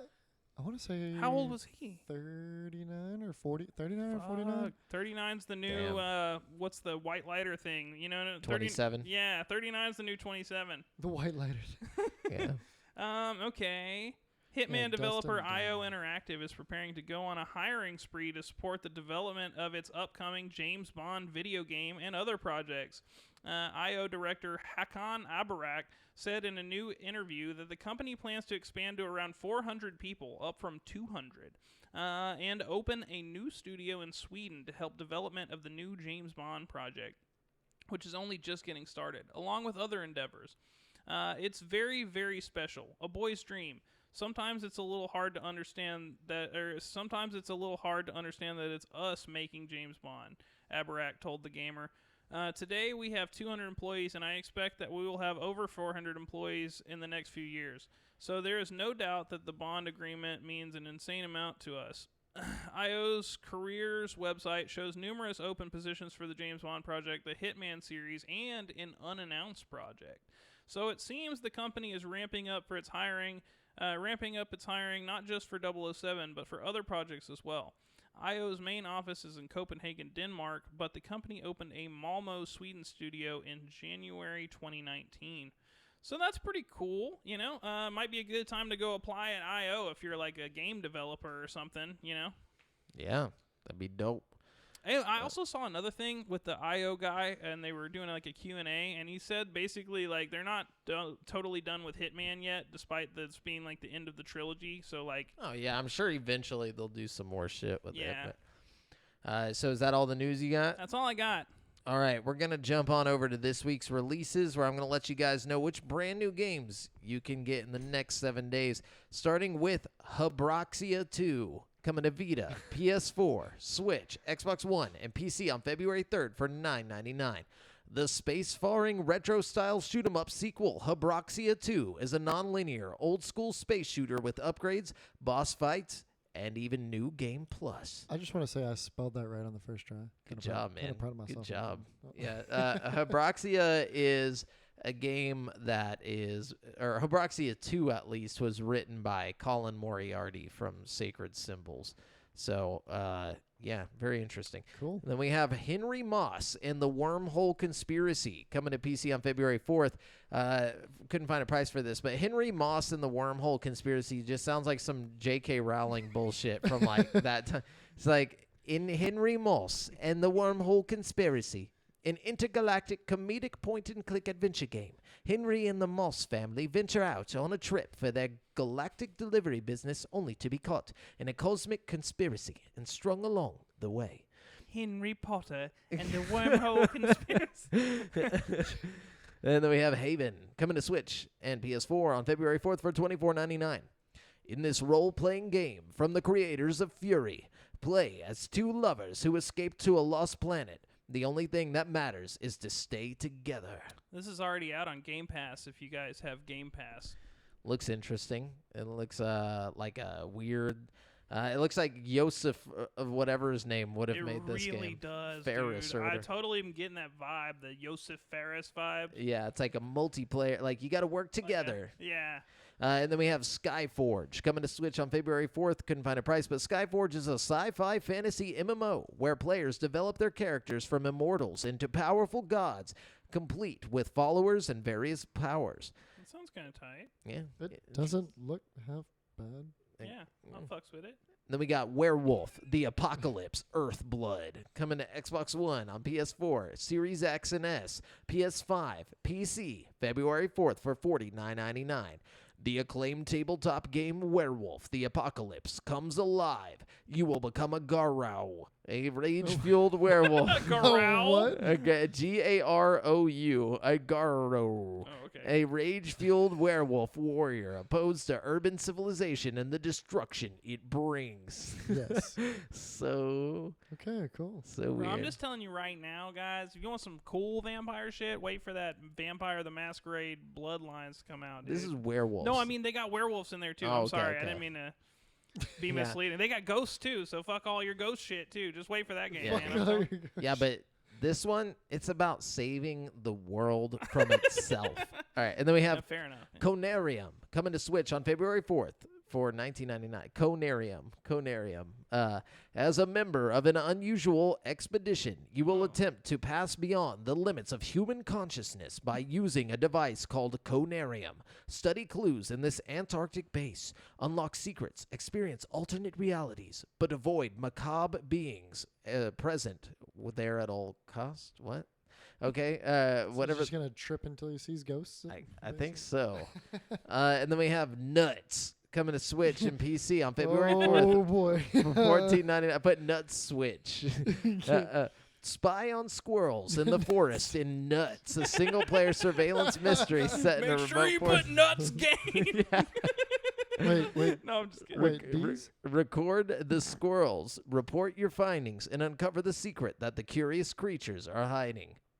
Okay. It looks like if you mixed like Octodad and Why is there an armadillo? what's that Overcooked game? Oh, yeah, dude, I can see it. And then we have Project Winter coming to Xbox One on February 4th for $19.99. In Project Winter, betray your friends in this 8-person multiplayer survival game based on social deception and survival. Didn't this game come out last week or something? I feel like we talked about this, but as a survivor amongst a group of strangers, you will have to collect resources, battle the elements, and complete a series of tasks in order to call in one of several rescue vehicles. And then we have Neo and Neo 2 coming to PS5 and PC on February 5th for $49.99. I believe these are remastered or something for next gen. Unleash your darkness. It's like NIOH. Master the art of the samurai in the brutal Massacre action RPG sequel, Neo 2, for Death is Coming. These games are real popular. Like a lot of people are really into that shit. I'm glad it's coming to PC because I'm not gonna play it on PlayStation. Yeah. Same. Then we got Monkey Barrels coming to PC on February 6th for $14.99. In a world ruled by the consumer electronics giant Kraben World Electro, a pair of brave monkeys set out on a journey to rescue their kidnapped friends from an evil army of robot appliances. In addition to a 22-stage story mode, there's also an online competitive mode. Features 3D pixel art that puts a fresh spin on old-school graphics. Tons of fun and challenging stages await you. Okay. Whoa. Yep. That's a thing, and that's the last game. Obviously, we got a lot of heavy hitters coming out. Ending it on a high note there. Yeah, don't want to forget about Monkey Barrels. Anyways, so that's it for this week's releases. We're going to jump on over to currently playing. Brent, Devin, y'all take us there. Take it away. How about you take us there, Devin? Okay, I will take us there. So just the usual stuff, COD a little bit here and there. I really didn't get to get much playing in because I was busy all weekend. Yeah, partying it up. Yeah, and dying. But what something different I did play was Gears 5. Oh, that's fun. Were you playing by yourself? Yeah, just the campaign. I hadn't played a Gears since the last one I played was Gears 2, and I played the shit out of both of those campaigns like multiple times. And so I just want to return to it. I refreshed on like a long video, and then I put a couple hours into the campaign. Are you playing on PC or on Yeah, on PC. That's the way to do it. Yeah, it's gorgeous. It's so pretty. And dude. I have the ultra textures pack and all that shit. Oh yeah, you got to. I bet it looks great on the Series X too. To be honest with you, man. It looks really crisp, and the blood is extra gory. It's so Gears good 5 looking. is fun for multiplayer, dude. It really is. We should have The co-opted. horde Co-op. Me and Jamel played most of it together. Yeah, we did a lot of gameplay videos on the YouTube, but okay. Dude, I'm telling you, the co-op makes it more fun. Yeah, I love that shit. Well, I don't have friends. So. I'll come play with you. Yeah, what are you talking about? Just kidding. What are you saying? We're not friends. No. Oh, and I did not get around to modding Fallout. Now you never will. No, I'm just now kidding. I'll never get to fuck the lizard people. I was about to say, you'll never get to fuck the God lizard people at damn least. it. At least not in the game. No, join us at Fucking Lizard People, our new podcast. Just kidding. A lot of furry undertones in this one, huh? Undertones. Scaly. not even undertones. Yeah, I was just talking about this blatant lizard fucking going on here. What? Anyways, Oh what'd you God. play, Brent? Okay. So the main thing I've been playing this week is Dragon Ball Z Kakarot. Oh, dude, you never watched the anime, I've never huh? watched the anime at all, and I think honestly it's making my experience way, way better with this game because like I'm so into everything that's going on. Every time like there's a big fight or somebody fucking gets another form or fucking there's a battle, I just get so hyped, dude. I don't know what it is. It's like my inner child is just Every coming time out. I die. Dude, Every time you come close to death, fucking ooh man, dude, I love that shit. It's on sale on Steam today, by the way, for like I think it's usually $50 and it's like $23. Really? Or some It's shit. a lot of game. What saga are you on? What part are you at? Okay, so Goku just went Super Saiyan for the first time. Fighting Frieza. Yeah, we fought, and Frieza blew up the planet, and everybody got wished off the planet, and, like, that all just happened. And now I cut it off because it seemed like a good stopping point, because, like, now everything's all peaceful, and Gohan's flying around looking for Dragon Balls or something. I don't know. It's all chill now, but, like, basically the last thing that happened was the big fight with Frieza where you went Super Saiyan. Give it time. Dude. Did you go to Snake Road, dude? I don't know. I don't think so. Wait, I thought that happened way before Frieza. Well, no, I don't he remember. I dies- probably did go to. Doesn't Goku dies in that fight with So- Frieza, right? Yeah, that's what I thought. No. Goku died earlier in the so show. He dies because of Raditz, I thought. Yeah, Goku dies either in the fight with Raditz or in the first fight with Vegeta. No, not the first fight. No, it's with Raditz. Yeah, he died and he was gone for a long time. So like Goku dies with Raditz in the Raditz fight, and then Gohan gets thrown into the woods to like by Piccolo to like toughen up, and like he becomes like a good fighter or whatever. And you go through this whole portion of the game where you're just playing as Gohan and Piccolo, and then Goku comes back super strong after they wish him back, and then he's been like training and shit and fucking, you know, up there with King Kai or whatever. And man, I don't know, I'm so into it, dude. You're basically getting the entire anime though through this game. Yeah, like from everything that you're talking about, like, dude. I really want to get. Man, I think I'm just gonna. Oh buy yeah, it yeah. tonight. Because Piccolo kills Goku. Whenever Goku sacrifices holds- himself. yeah, holds him. With Oh, this shoots yeah. special beam cannon. Yeah, special Yeah, beam cannon straight that's through both of them. exactly what. Dude, I'm like 16 hours in, so like a lot of the early stuff is kind of like it's getting a little blurry for me. But So who are you fighting now? Like who are you preparing to fight? I just beat Frieza, and then I stopped. So like there's no big baddie that's been introduced yet. Oh, into they're the- coming. I know they're coming. The next saga is actually Yeah. really Is it good, too. really? Yeah, Dude, it's- I honestly I might buy the Dragon Ball Super DLC after I'm done with the game. You're gonna 'cause, like, have to at this I'm point. so into it right now. Like, man, I can't wait for I've been playing the shit out of this game, dude. Anyways, I've been having a lot of fun with it. I definitely recommend it too. It's like the first fight with Raditz was hard as fuck, dude. Like I've gotten to the point where I like cheat kind of, and I buy like 1,000,000 health packs before every fight. So like, Well, I did see something that like no matter how high you get your level, when you fight one of the bosses, like even if you go in like just just try and build up your level super hard in the middle, like in between fights, like once you fight a boss, they just drop you back down to make the boss super hard. yeah. Like, it's kind of pointless to build up your level. Yeah, in the between. leveling system feels real cheap because like sometimes between like it'll do like a little intermission thing where like, you know, you'll switch characters, and then when you switch back to Goku, it'll just give you like 300,000 XP or something and like level you up, you know, but they'll explain it like, oh, he's been training at 100 times gravity or something. You know what dude, I mean? Like, that's the best. Like that's the beauty of the show, though, is it takes so long that like you feel like he actually trained up. Like, you know, like in the game, they're just like, this fucking spaceship. Dude, in the hyperbolic time chamber or whatever, well, they'll go in there for like a certain, like, it's like, oh, you'll go in for an hour, but it's been like, you know, like years, you know? Let me ask you guys a question.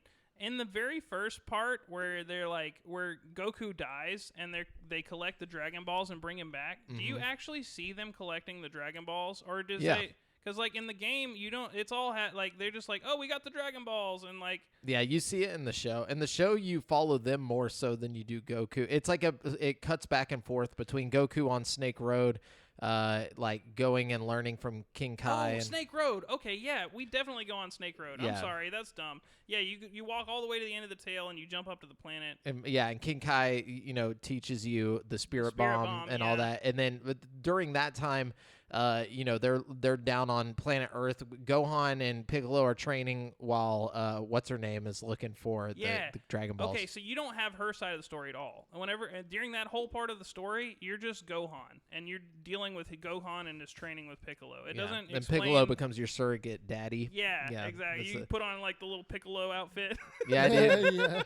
Piccolo literally just becomes Gohan's dad for the rest of the show. Yeah, like, I know. He honestly cares more about Gohan, it seems, than fucking Goku. Oh yeah, and they just accept that. Like Goku's just pretty blatant that like Piccolo is the dad. Like he's just like, yeah, cool. You're always going in heaven. Yeah, he's like, dad now. He's like, you can just take responsibility of my son. You know, like Piccolo's awesome, dude. He's the best. My thing is though, I feel like we should have had the dude who like powered up Gohan and fucking Krillin to fucking power up Goku. Like, why at some point, why didn't we like juice up Goku with that guy? You know what I mean? Which guy? What? You know the big Namekian dude who was like the ruler of the Dragon Balls, and he kept almost and he like unlocked his powers. Yeah. Why didn't we unlock Goku's powers with that guy before he died? Like, we brought him back with the Dragon Ball at the end of the season. It's because Goku doesn't hold back his powers. So, like, the only reason that had to happen with Gohan is because he was too afraid to release his power. Yeah, but Krillin wasn't afraid of shit. And he was. Well, he had Krillin like was a little bitch. Power, though. You know what I mean? Like, it wasn't. Still didn't help him much. Yeah. Goku. No. Yeah, it's like the whole time, like, you know, like. Oh, dude, when Krillin got blown up, dude, I was like, honestly, fucking, I forgot about the Dragon Balls for a second, and I just like shit a brick. I was like, oh my god, he just flicked him off and just blew him up like. Dude, wait, that shit was oh hardcore. Yeah, you're talking about with Frieza. Just, yeah, like, threw him and he's exploded like, picks him up off the ground. And he's like, just explodes. Yeah, that shit was crazy. Okay, am I making this up, or does he gets killed twice by Frieza, right? I don't know. And no. So he's only died once. You can only die once and be brought back from the Dragon Balls one time, if I remember correctly. So. I know that you can only bring back people who died of non-natural causes, but also the Namekian Dragon Balls and the Earth Dragon Balls have different rules. Oh, that's what it was. I think he does die again later, but because they have the Namekian Dragon Balls, they're able to bring him back. Okay. Because doesn't he get... Because they bring back everybody, basically. Yeah, like, don't ruin anything, but I definitely think he dies multiple times throughout the show. Because like I looked it up one time to like see some. I've been looking stuff up on the internet just because I'll get curious, and it's like which time did Goku die? And it's like 5 different times where he died. So like apparently he dies a lot. Yeah, he does. He dies at least 5 times, I think, and then, but he's like the only one who dies that much. But like almost every character dies, like almost every character, you know, at some point. But there is some finality to some of the things that happen. Yeah, so, yeah. You it's know, not just like totally just bullshit. Like, okay, no consequences to your actions, kind of thing. I don't know. Like when Cell shows up, dude. Oh my gosh. Oh, don't ruin it. I'm so excited. I'm just saying, Cell gets dark. Boo gets even darker. Like, dude, honestly, the fucking Frieza thing was darker than I thought it would be. Him like going around just killing all the Namekian kids and stuff, like just murdering the children in the villages and shit. Dude. Like, damn, dude, that's hardcore. I guess they all got brought back. Yeah, they all get brought back. But what happens with Boo? Like, Boo and Cell, like, there's certain people that just don't come back. Like I'm really excited to keep playing. Like I can't wait for the next big thing to happen. You know, man, I'm excited for you. Yeah, I'm surprised you never watched Dragon Ball. It's a good story, dude. I'm so it's glad really I didn't good. though, because I really think it's like. I don't know. It's making the game way more interesting to me. Like I'm like, oh my god, every time something happens. But yeah, I also played Population 1. They put some new game modes in there. They put like a nighttime mode in, so you can like fight at night, which is pretty cool. And then they put a war mode, which is like 9 versus 9. Excuse me, 9 versus 9. That was like fired off. Like just let it go. But you know, y'all can imagine what both of those things would be like. I'm sure. Mm-hmm. I also heard they're putting knives in pretty soon, which is kind of exciting. Good. Yeah, right? Because there's been several times where we ran up on somebody, like, and just imagine, like, flying off of somewhere and just, like, landing on stabbing them in the back of the neck. I'm going to be doing the shit out of that, dude. I played Gris a little bit. Have you guys heard of Gris? Yeah, I thought it was pronounced Gris. You talking about G-R-I-S? Oh, maybe it is. I don't know. It's like French or something. I just I saw could be it as wrong, Gris. That's what I've been calling it. Probably. It reminds me of Ingress, like the Niantic game, so that's why I say Gris. I don't How know. is it, though? It's okay. It's like a platformer. It's kind of short. It's really pretty. Like, the puzzles are just complicated enough to keep you interested. It's not like the greatest game I've ever played, but it's super artistic. Like every level you beat, it adds another color to the game. So the game starts out just white, like black and white, and like it's like a painting almost. And like every time you get to the end of the level, it like your little character just like explodes and like it adds like green to the screen or something. And like I don't know, it's really cool. So your basic goal is to get like all the primary colors and like complete this constellation or whatever. It's really interesting. I definitely recommend it if you got 3 hours and you just want something to kind of like sit back and like breeze through without thinking about too much, you know? Kind of reminds me of Sayonara Wild Hearts. Like, yeah. It just sounds like that. Honestly, I think probably a lot like that, but not at the same time. Just, you know, it's like a, you know, platformer. But. Mm-hmm. And then I played Yes, Your Grace, which I got a like 3 months of Game Pass, which is kind of a funny story in itself for a different game. But I paid $1 for, you know, the 3 months of Game Pass, or I was going to, and it was like, you can't do that again. So I just made a whole new account. Damn. started a brand new fucking Game Pass account. And that's what I've been playing. It's like, you think I want your achievements? I don't give a shit. That shit doesn't matter to me. I just want to play the game. I don't give a shit about achievements, dude. Fucking, and then I played The Medium, which I think we can all. Yeah, let's go ahead and talk about that because I played The Medium. Did you play The Medium, Devin? No, because y'all like literally just shit on it the whole fucking week. So I was like, well, and because I don't blame you. Okay? My data reset on Saturday, and so I couldn't download anything anyways. Yeah. But the preceding like 4 days was just y'all just like shitting on it. I was like, well, not getting this game. This is the official GameSpeak review of The Medium. The Medium was horrible. Like it was literally just a waste of time. It was so painful. So pretentious. Like not optimized at all. Like first off, this is the first party Xbox game that came out. And you played it on Xbox. I played it on Series X. This game looked like the environment looked beautiful. First off, I love Bloober Team. I love Bloober Team. Loved. Let's put ED on the end of that. I thought the Blair Witch was awesome. Yeah, I like the Layers of Fear games too. This game was garbage. Like, I don't know what they were thinking. Like, it was so cliche. I knew what was going to happen from the very beginning. Like, I kind of already suspected all the stuff. I was like, oh, she's either dead like the Sixth Sense, or she's like, you know, she has something to do with the whole place. You know, like she's more connected than she thinks. Yeah. And really like ham-fisted story. Dude. Very ham-fisted. The graphics on the people, like the animations on the people, were so just shitty. Like I'm glad that's not just my computer. I was thinking the whole time, I was like, man, it's probably just because I'm playing on PC instead of like, you know, Series X. You know what I mean? No, it just looked bad. Like I had a lot of weird graphical glitches too, like me too. Textures that would pop in and out, like not just like pop in, but they would pop out and back in. Yeah, like, you know. There's like. okay, so like there's a dude Thomas that you meet like halfway through the game, which he's so slow to talk. First off, the game takes place in like Poland, like at the fall of the Soviet Union just happened or something. Yeah, but the only way you'd know that is if you're picking up the notes and reading them and shit, because they don't allude to the fact that they're in fucking Poland at all. And they everybody don't have talks like a normal like American person. They're just like, hey, how's it going? It's me, you know? And like, so I keep thinking it's like in the 50s for some reason, but then there's like phones, and then it's like, oh no, it's the 80s. And no, it's in the 90s. It was like, it's supposed to be taking place in the early 90s. Yeah, because they mentioned Bill Clinton at the beginning, which is weird because it's like, why do you care about Bill Clinton if you're in fucking Poland? But whatever, you know what I mean?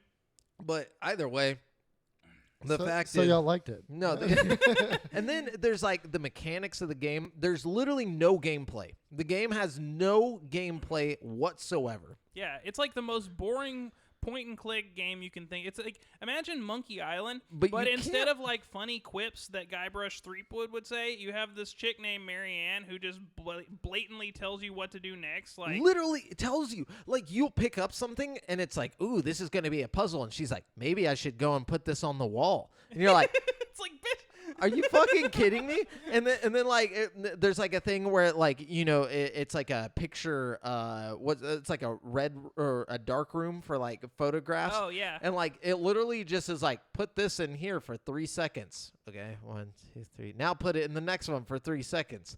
But then they switch it up on you halfway through the game, and you got to pour your own fluids. Like, it's fucking dumb, dude. Like, the puzzles are all really, really stupid. Like, and the liquids literally have the like it'll say number 1 on the liquid, and I'm like, really? Like, and my thing is, like, I generally like this kind of game. I like walking simulator type games that are like story focused. But like, my biggest problem with this game is like the pacing.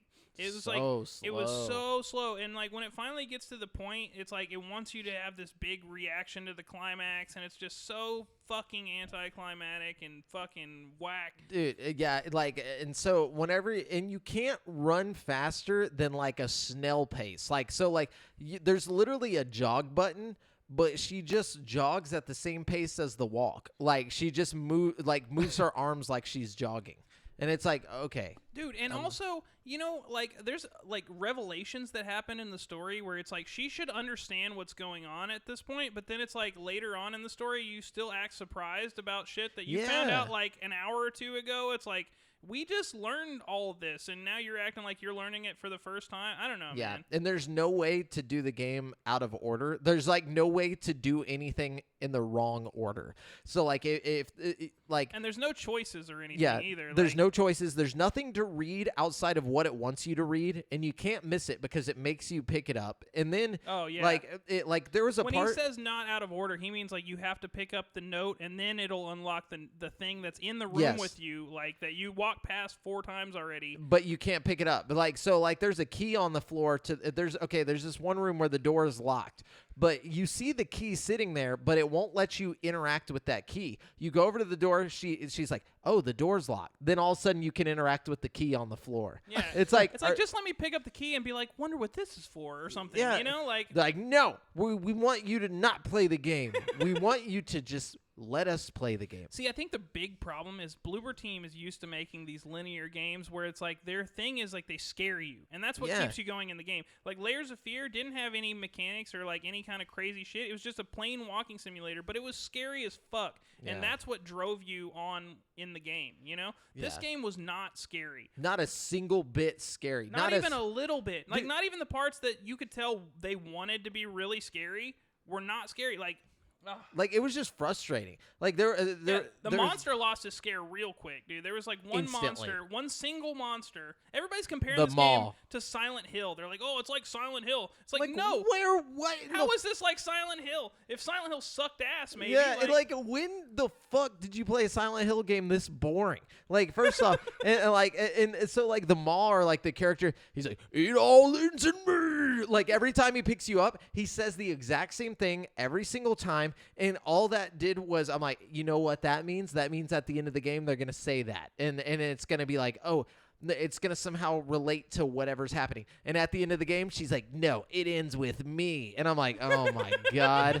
I didn't call that at all. But like, you know, so the whole time, like, and honestly, the monsters are scary. The best part of the whole game, you know what I mean? Even though it was trash. Yeah. Fucking like. And then they got to get all weird with it. And like one of the main like, enemies is like a pedophile and like who's just been like, oh, and it almost makes you feel like they're empathizing with him. Yeah, they are. When they're like, like goes into his mind and does the psychonaut shit, which is another thing. I feel like the game they wanted to make was Thomas going into people's brains and being like a Psychonauts type game where you go into different environments, but I feel like they just couldn't do that, so they're like, fuck it, we'll just like rework everything around this different character, you know? Yeah, Thomas is all powerful and has this dope ass attack and like can block shit and stuff, and then you go back to playing as the shitty like daughter who can't do anything. And it's just like, but anyways, yeah, so like he's like going into the mind of this guy who like basically molested or was obsessed with his like 6-year-old daughter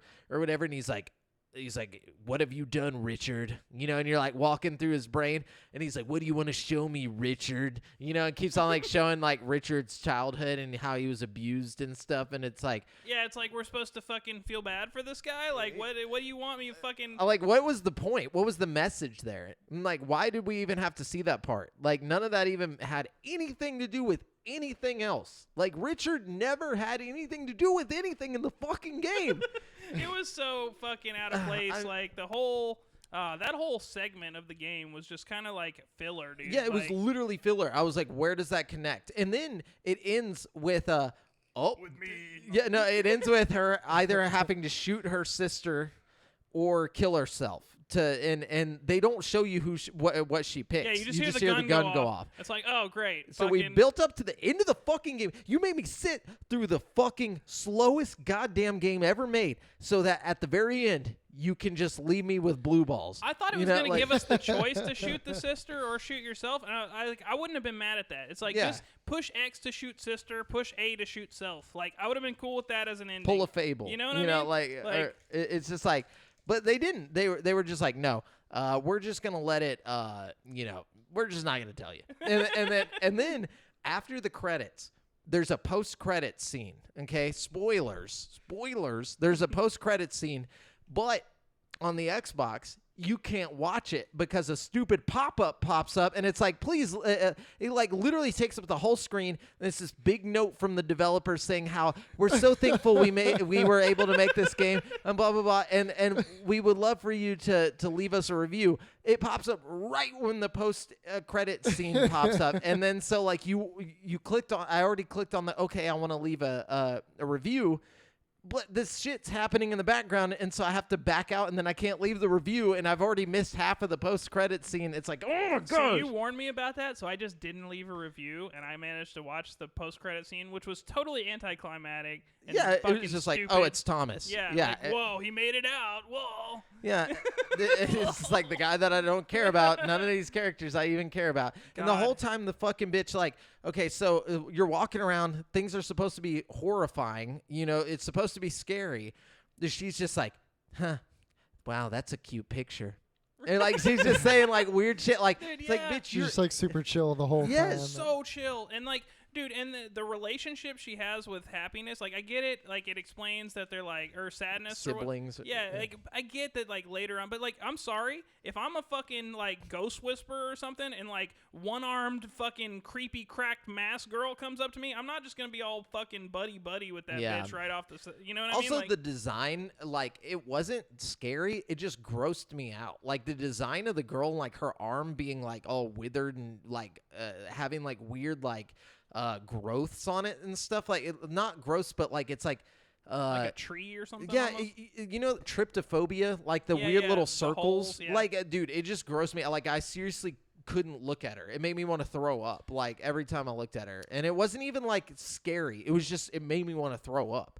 And I was just like, dude, I'm so tired of this game. Like, why am I playing this? But I had to because I had to finish it. You know, I can't believe y'all finished it. If they would patch it to where they could walk like a little bit faster, the game would be like so much more playable. Yes. Like if you could walk like double the speed you're walking, like it would be. It was so much less of a slog. Like It was tank controls on a game that doesn't need tank controls. For real. Like, it was like if you took the old school Resident Evil, like, mechanics of walking, took away the fun part, like the guns and the item management and the interesting, like the interesting story and all that stuff, and for some reason every like journalist is just like, this is a fucking masterpiece. Bro, yeah, I've seen like PC Gamer gave it a 92 out of 100. I'm like, you guys are literally fucking insane. The same people that are like panning Cyberpunk and shit are giving this game like rave reviews. It's like, oh my god, are you fucking idiots? Yeah. Did we play the same game? Yeah, like what is happening? What is happening? And there's a part where Thomas is talking, and it's like every time Thomas comes out, he has like 5 o'clock shadow, like stubble. On my game, it looks like whenever you have those little Play-Doh dolls that you press down and the Play-Doh squeezes out of it. Like, I'm not even kidding. That's not an over-exaggeration. I have a video of it. I tried to send to you guys, but I couldn't get Brent to see it. I have it on my phone. I'll show you after the show. But like, it literally looks like the Play-Doh coming out of one of those, like a bunch of little holes. No, like dead serious the whole time. And I'm like, there's no way I can take this seriously. There's no way I would have finished this piece of shit that you just described. To be honest with you, I like wanted it to be good. Me too. I think that's why. Yeah, y'all were super hyped and talking about it for a hot minute and super excited, and then the first text I get, fuck this game. Yeah, dude, I'm a literal Xbot. You know, like I'm a known shill for Xbox and this and for Bloober Team, and this game is garbage. Like, dude, yeah, I was willing to be pretty lenient because, like I said, I like this kind of game. You know, like if you're gonna get something like this, I would recommend playing like Until Dawn or something. You know, like I don't know, for sure, anything. This. And we all know, if Brent is saying it's bad, it's bad. Definitely bad. Dude, for real, I can see the good in most things, you know, I really can, but not this. Yeah, not like this, not like this. Yeah, but anyways, so yeah, I played the medium, and then I've been playing some Forza Horizon because I had to play. I know I had hit me up, man. I did hit you up. I literally in the middle of our rant on the medium, I was like, Devin, what is your gamer tag or whatever? No. I mean, like when you are playing. Oh, okay. Yeah. So, but anyways, but yeah, I had to play a bunch of races so I could unlock the online mode. You can't play online multiplayer in that game until you race until you get to autumn or whatever. Really? Yeah, until you get to the autumn races or whatever. So I got to the autumn races, and then I was asking Devin for the online thing, and then he just completely ignored me. But it's all good. You know, I played the medium, which was a really good game. That's such Forza Horizon 4 is a dope-ass game, dude. Are you playing on Series X?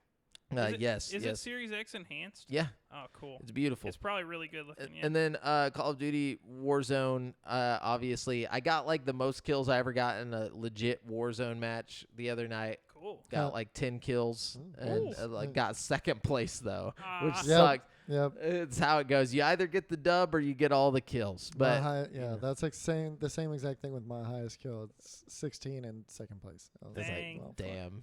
Y'all doing way better than me. Yeah, I was a straight slamming dude. But anyways, that's it for currently playing. If you guys want to let us know what you've been playing, drop it in the Facebook group at facebook.com/group/GameSpeak Podcast or in the YouTube comments. Now, we are about to get into the controversial topic of the show. If you do not want to hear about real life death, murder, suicide, death of heart failure, things like that around video games, then don't listen to this part. But if you are cool with it, stick around. Yeah. Anyways, Brent. So let's start this up. Devin? Whoever wants to read the first. Brent, you go ahead. I gotta pull it up. Okay. Okay. Let's see which one we kick it off with because we got a lot of them here. Okay. This is from the Las Vegas Sun. The headline of the article is "Boy 14 shoots and kills friend during video game dispute." It says, a 14-year-old boy is alleged to have shot and killed a 16-year-old boy during a fight over a video game in a northeast Las Vegas home, according to Metro Police. The shooting was reported at 4:35 p.m. Thursday, in the 7000 block of Canary Ivy Way near Lake Mead Boulevard and Los Feliz Street. A witness who saw the teenage suspect run from the scene helped officers locate him about 30 minutes later, where he was hiding about a half a mile away from the crime scene.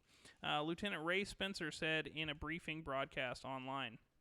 The victim died at the scene from a gunshot wound to the chest, Spencer said.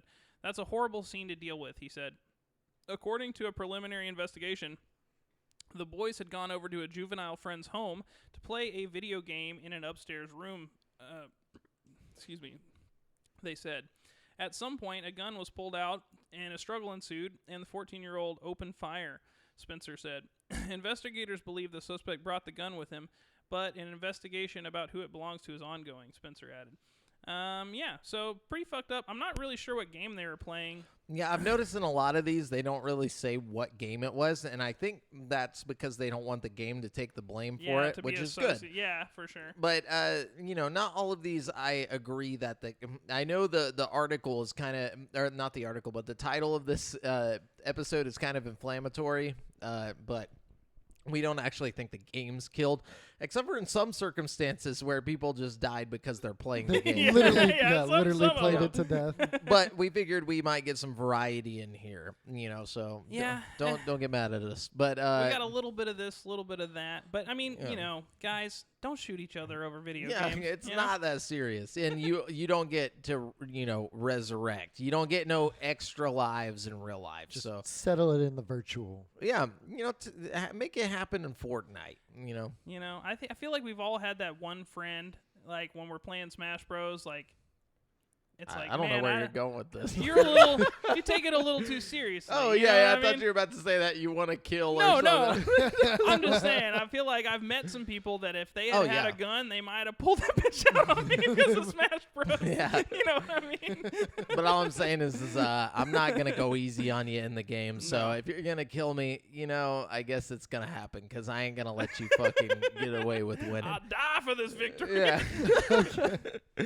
Anyways, so I guess I'll read the next one. Yeah, I kind of feel like I should be reading it like the YouTube people do, where they're just like, a California man drove 1,700 miles. No, you gotta do the like upspeak. Chills. The upspeak.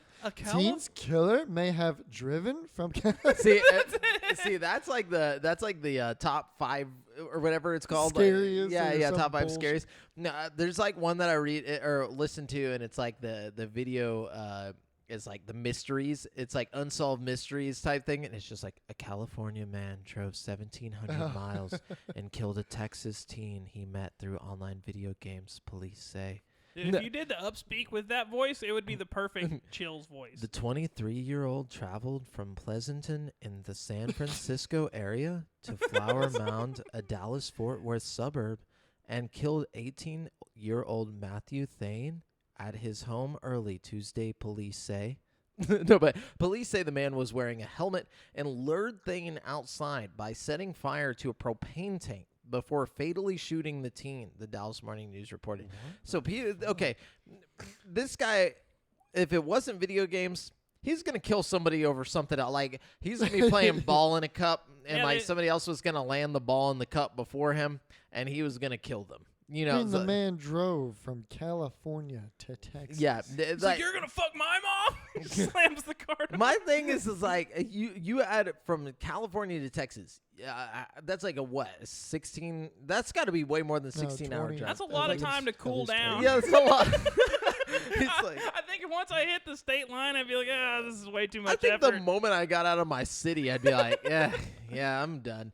But this guy, like, he stopped for gas. He stopped, it's like a 72-hour. I mean, it's like a more than a day trip. You know what I mean? 72 hours is what it says. Yeah, jeez. It says investigators say they connected Thane's death to the suspect because they played video games with each other. Cell phone data showed the California man drove from his home to Texas and back within 72 hours.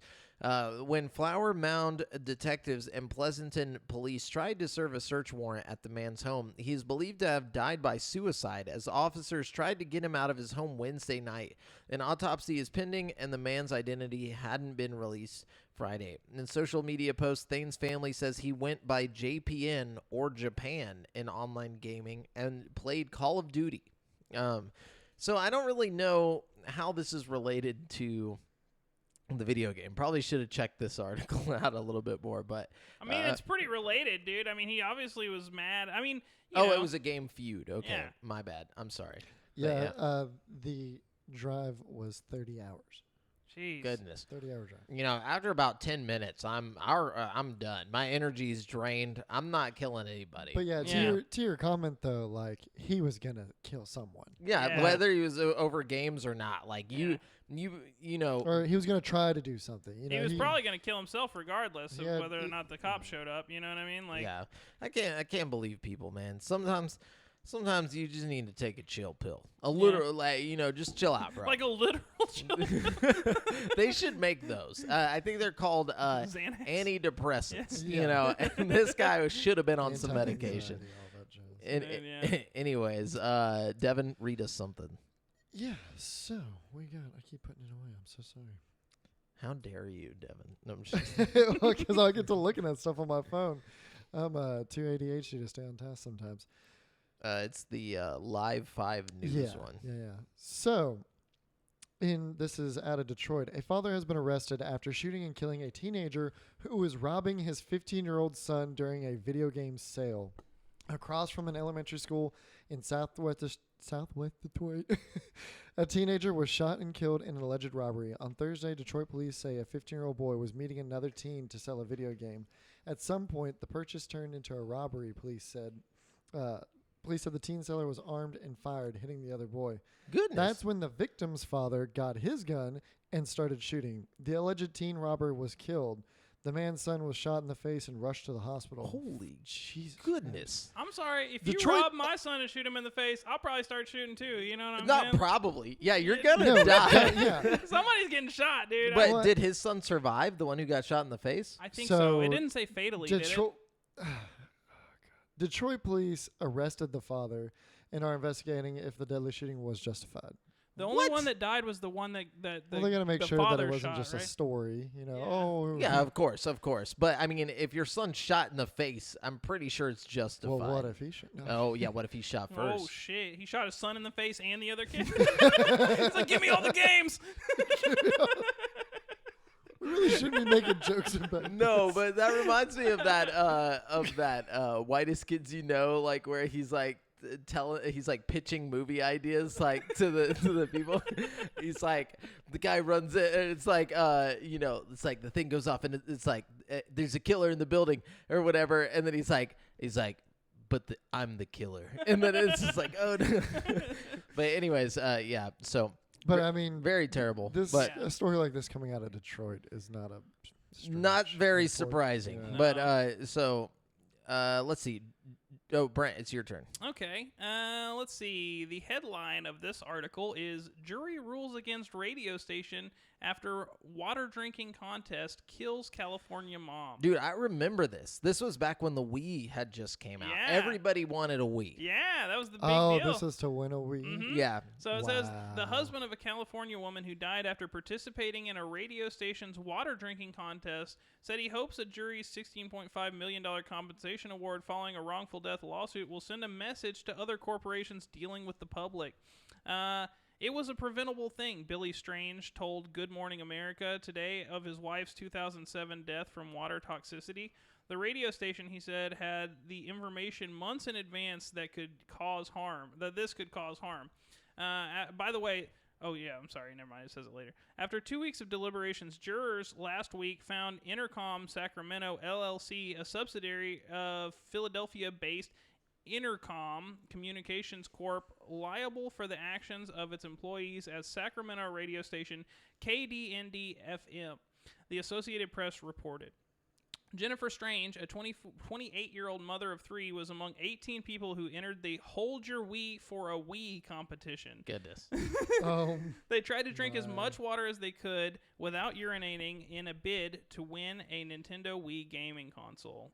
Though the defense argued that Strange should have accepted some responsibility in knowing that drinking so much water was dangerous, Billy Strange's attorney, Roger Dreyer, told GMA that she acted as any normal person would in those circumstances. I wouldn't assume it's dangerous if I was just at a contest or something and they, Yeah, back in those days, back in 2006, 2007, this was that. I'm just saying, I feel like these YouTube fact shows fact videos weren't as popular yet. So like there's no way she knew that drinking too much water could kill you. Dude, to be frank, I wouldn't have known that. I was gonna say I found out about water toxicity when this incident happened. Through this. Now, albeit I was a child and we're talking about grown-ass adults, but so who knew? I legitimately didn't know until I looked this up. She didn't even win. Yeah, she came in second place. Isn't that sad? So this kid that she was trying to win the Wii for lost his mom, still didn't get a Wii. Not that the Wii would make it any better.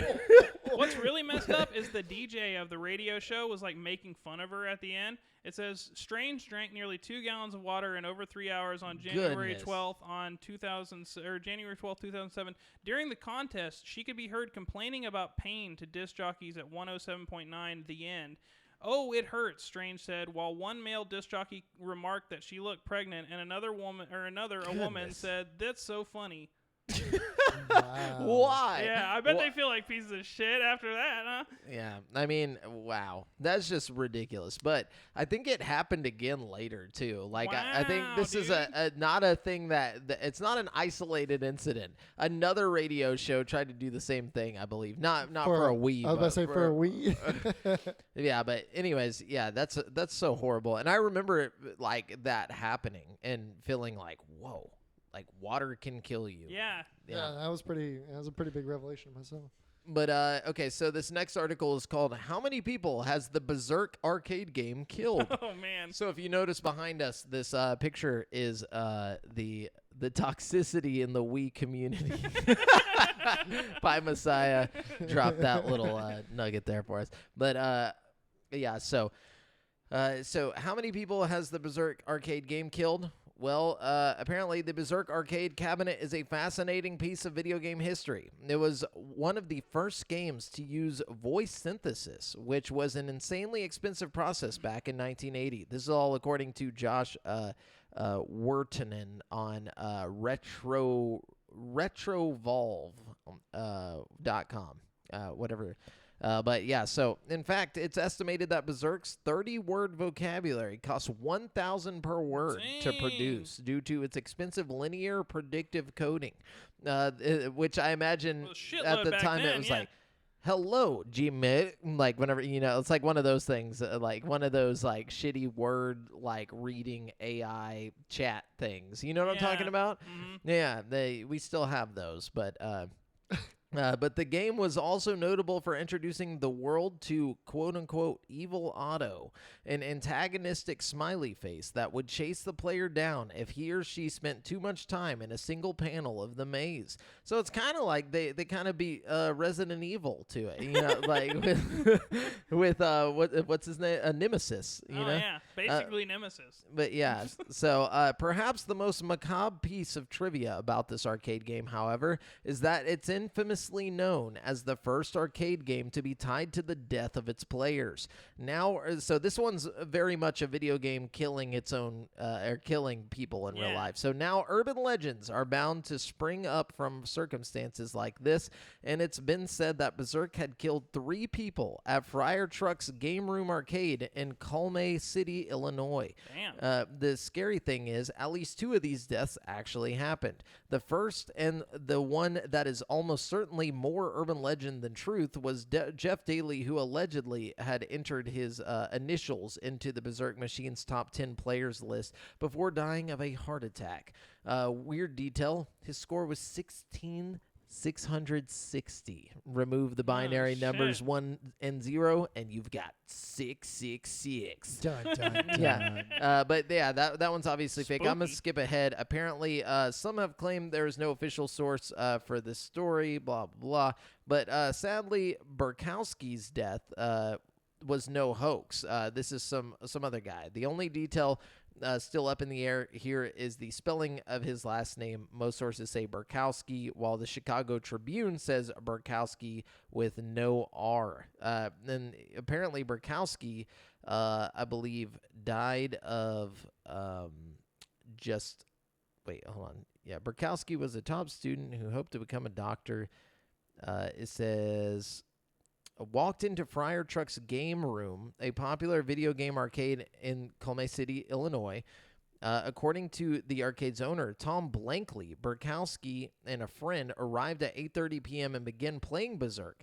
Burkowski, he dropped quarters into the slot and collapsed dead from a heart attack.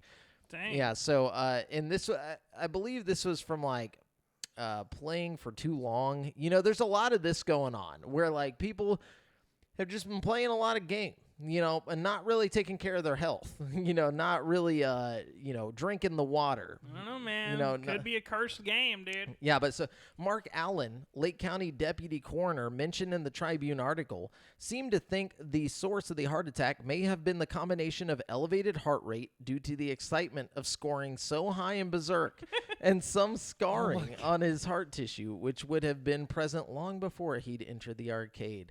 Yeah, so, okay, that's how that one killed him.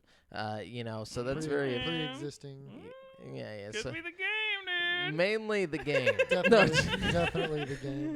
The game that we're talking about is the one behind us. If you're watching the YouTube video, look at this. Beware, you know. This horrific looking game behind us. You know, but also one player did die while playing the game. Alan it says the unfortunate fellow was obese and had run upstairs to play the game. The legend is he set a high score and died, which is in line with the first legend. In line with the first legend, yeah. So don't get a high score. If you ever get the chance to play Berserk, just don't get a high score. Just do bad. Yeah, do as bad as possible. Now, the third death may have had absolutely nothing to do with Berserk, though it took place outside the very same Friar Trucks game room in 1988. Evil Otto got him, dude. Yeah, I'm just saying, don't go to this Friar Trucks, you know, game Maybe that's room. the real takeaway here is like Friar Trucks. Yeah, sources claim Friar Tucks. Oh, Friar Tucks. I'm sorry. I keep thinking it's like a truck. I was thinking like a truck stop. I don't know why. Yeah. I'm not thinking of Friar Tuck. I don't know why. I was imagining like a gas station attached to a truck stop with with an arcade on it for some reason. So sources claim there was an altercation that ended when one arcade goer decided to stab another to death. Some have suggested the fight started over a quarter that was inserted into a Berserk machine, the very same one Burkowski had played. Though this is a difficult detail to confirm now that so many decades have passed. Of course, one of the most eerie details about this whole thing is that Colomé City is home to not one but two water towers that bear a striking resemblance to Evil Otto. Oh shit! Very terrifying. That's creepy. Indeed. So I like that little twist on the end. Yeah, there we go. I'll have to go visit this place. Yeah, that one's very true to our title of this episode. Yeah. So, you know, I thought that was very important. Okay, do we know if the arcade's still open? I seriously doubt it. Is this game from 1988. Dude, I want to go if it is. Devin, what do you got? It's Devin's Okay, turn. so this next one is Addicted. Suicide over EverQuest. Question mark. Yeah, you got to read it in that way. Suicide over EverQuest? Sorry. Yeah. This is on CBS News, by the way. Yeah, CBS. So, you know. Wow. This, article by David Cohn. Yeah. Growing up in Wisconsin, Sean Woolley was, at least on the surface, a happy kid. His mother, Liz, was especially proud of his accomplishments because she says Sean struggled with learning disabilities and significant emotional problems. But last year, he got a job and a new apartment. She did all she could to help him find his way. It wasn't enough. Last Thanksgiving, Sean, 21, committed suicide. His mother found him at his apartment. He had shot himself at the computer. On the screen was the online computer game, EverQuest. I'm sorry. But, like... the structuring of this article... No, it's not that. It's just, like, the automatic jump to the conclusion that EverQuest caused this. To me, this is just a grieving mother looking for something to blame. You know what I mean? It's definitely a possibility. Well, let's hear from her, guys. Continue. Let's hear from her. I'm sorry. That damn game. He shot himself because of the game, says his mother. She says I guess we know how she feels. She says he was completely addicted to it. He may have had other problems, but she thinks EverQuest pushed him over the edge. Susan Spencer reports. He couldn't stay off of it. That's how strong that game is. You can't just get up and walk away, she says. Has she played? In the end, she says the game became his life. She guesses that something terrible happened in the game to a character he called I Love You. ILUV. Yeah, ILUVYOU. A rejection or betrayal, something that crushed him. He was so... And this... EverQuest had permadeath, right? I don't think so. I mean, EverQuest is an MMO. It's like World of Warcraft. There was something... Because this isn't the only suicide over EverQuest. Really? Yes. Wow. What? Really? I know for sure in an Asian country... some Asian country, there was a suicide over EverQuest. Dang, remind me not to play EverQuest or Berserk. I don't think you can play EverQuest anymore. Really? Too many people killed themselves? Did it come back? Is that a thing I thought EverQuest ended a long time ago. I don't know. Just because of like the losing players, like players were dwindling. There wasn't that many. People devoted their lives. Maybe they all killed themselves. But anyways, to finish it off, he was so upset, and then I was trying to talk to him about it, and I said, well, Sean, those aren't people. They're not real people. He was so upset. I mean, he wasn't angry. He was hurt. Well, I don't think she really gets it. I think they are real people. Yeah, it's an MMO multiplayer. Yeah. But Sony Online CEO John Smedley says the game did not cause Woolley's death. Smedley is one of the creators of EverQuest. When I spoke with Mrs. Woolley, I expressed my condolences, and it's really one of those terrible things that happens, and there's just nothing to suggest that EverQuest had any role in his death. I'm really trying to CYA there. He says, EverQuest is a game, and I don't see any connection between a form of entertainment and somebody's tragic suicide. According to Smedley, calling EverQuest addictive is nonsense. It's entertainment. It is a book dangerous ? He took the big defensive on this. Well, because this was back whenever, when did this article? This article came out in 2002. This is whenever EverQuest was big. Also, this is also when video games were kind of the villain. You know what I mean? Everybody was like, "Oh, GTA bad." You know what I mean? Like not just GTA bad. It was like, this was pretty close to when Columbine took place, and so a lot of things, like, people were just like, video games are literally the devil, like Satan is coming alive in our video games and they're killing our kids, is the way that people saw this. And, I believe, like, his addiction to EverQuest did not help with whatever depression he was going through. No. I'm sure he was sitting there constantly playing it in the dark and just drinking, like whatever regulated energy drink existed back in 2002. the Wild West. Yeah, the Wild West of energy drinks and Four Loko. Four Loko. It was just not a good time. It was a great time, but it was not a good time. No, yeah. You know what I'm saying? I'm sure it was fun, but but not for him. Yeah, not for him. So, anyways. Yeah, but that's the gist of it. The rest of the article just goes more into that. Yeah. So, Brent, what's our next one here? Well, let me tell you all about it. Okay, so the headline here. Sorry, I got to read you guys the headlines. Make sure you read where it's from and who wrote it. Okay, this is from the Sydney Morning Herald, and I don't know who wrote it, so I'm sorry. But yeah, it doesn't say a name. The headline is "Online Gamer Killed for Selling Virtual Weapon." This was some big news. This was back in 2005. Yeah, this is pretty crazy, and it kind of raises some questions about like legal precipice. Anyways, a Shanghai online game player has stabbed to death another competitor who sold his cyber sword, the China Daily said. The incident creates a dilemma in China where no law exists for the ownership of virtual weapons. Kui Chengwei, 41, stabbed competitor Zhu Caoyan repeatedly in the chest after he was told Zhu had sold his dragon saber used in the popular online game Legend of Mir 3. The newspaper said that a Shanghai court was told yesterday. Sorry, that was kind of written weird. Legend of Mir 3 features heroes and villains, sorcerers and warriors, many of whom wield enormous swords. Kui and a friend jointly won their weapon last February and lent it to Zhu, who then sold it for 72,000 yuan. Which I wonder how much that equates to. There's a little parentheses, but it says A1. I don't know. That's not right for some reason. I think it's $1,000.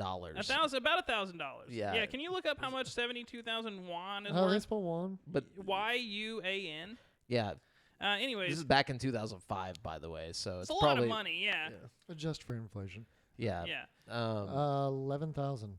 $11,000? Holy shnoikes. Holy 72,000 Chinese yuan equals 11,146 Okay, so States dollars. And I believe it's Legends of Myrrh. But this game is another one of those online games where like it places kind of like, okay, so the whole thing about how they lent it to him, you know, I was just talking to my little brother, AJ. He's been playing RuneScape again on his phone. I was just about to make a RuneScape reference. Yeah, he used to play RuneScape a lot, and they had a buddy that they played with at this place. It was like the local YMCA. They were friends with him, and he was like, hey, why don't we all just use my account, and you know, so we can build up the character. And eventually they just took the guy's account, you know, so like I don't know if it was like he just stopped playing, or if they were just like, yeah, we're gonna be pirates and take this guy's account, which is I'm just putting AJ on the spot here, but anyway, it was him and another dude. They just like had the account from that point forward,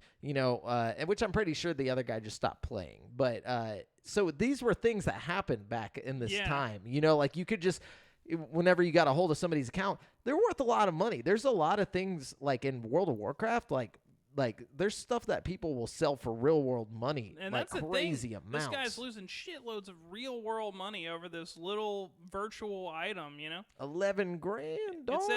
It says Kui went to the police to report the theft, but was told the weapon was not real property protected by the law.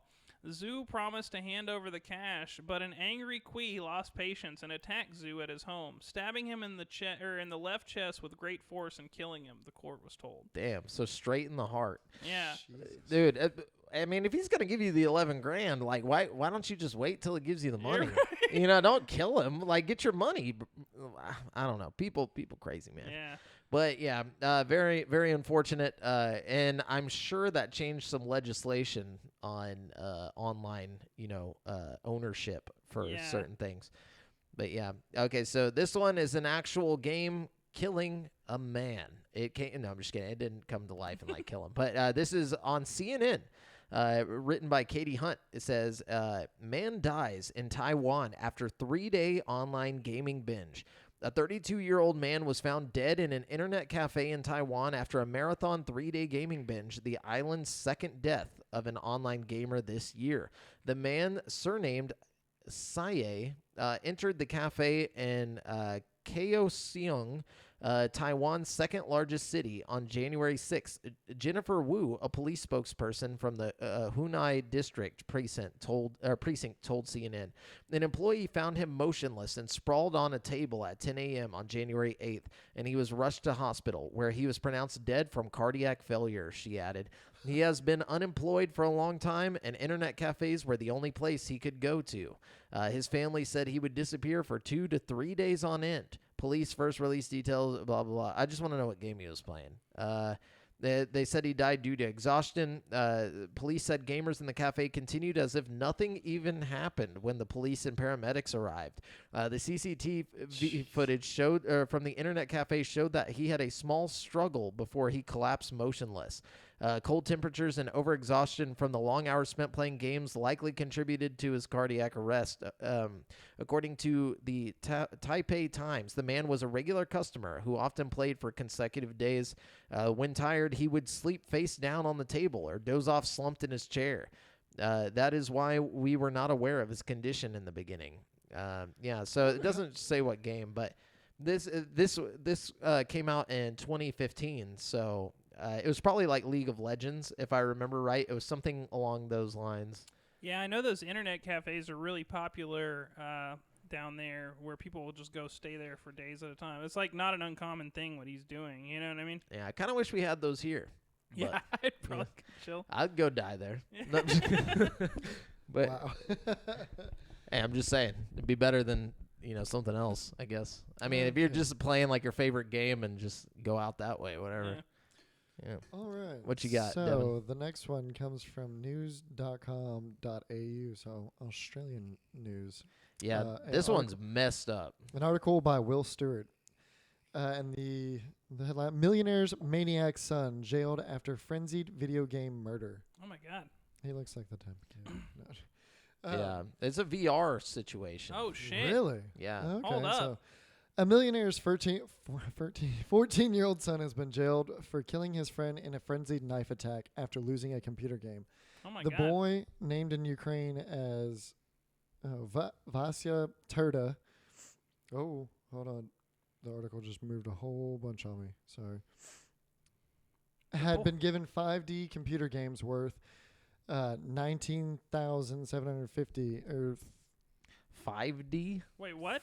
It said the boy had been given 5D computer games. Oh, so virtual reality computer games, I guess? So maybe it was like he was in a machine where he could smell it and taste it and shit, too. They don't really go into detail. His dad's a millionaire and in the Ukraine. So I'm sure it's some weird shit. I've looked this up elsewhere and this really did happen. Worth 19,750 pounds.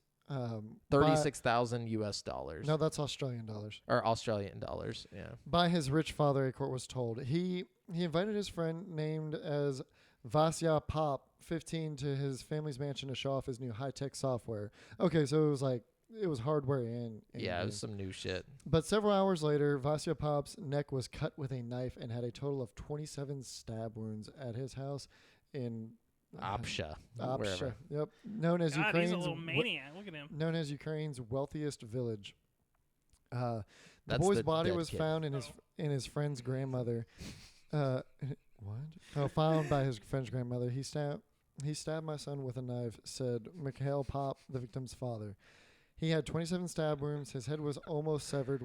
Oh my God. His neck cut from ear to ear. This is the first strike, the experts told me. Then he abused the corpse. The grieving father branded the attacker a maniac.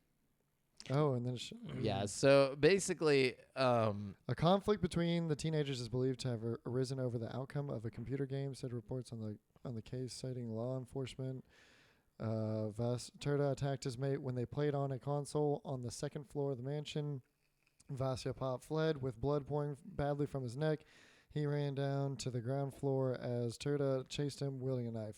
Jeez, where are the parents at? No, and notice, okay, he was only sentenced to 3.5 years by a Ukrainian court. This is how old is this kid? Bought out. He's like 14 or 15. It's very, very political. Like, he basically paid to get out of it. The court heard allegations that the victim had provoked the attack with unlawful violence, systematic harassment, or grievous insult. So, like, in earlier dispute, it was claimed Vasya Pop had pulled down his pal's trousers in the presence of girls in a cafe.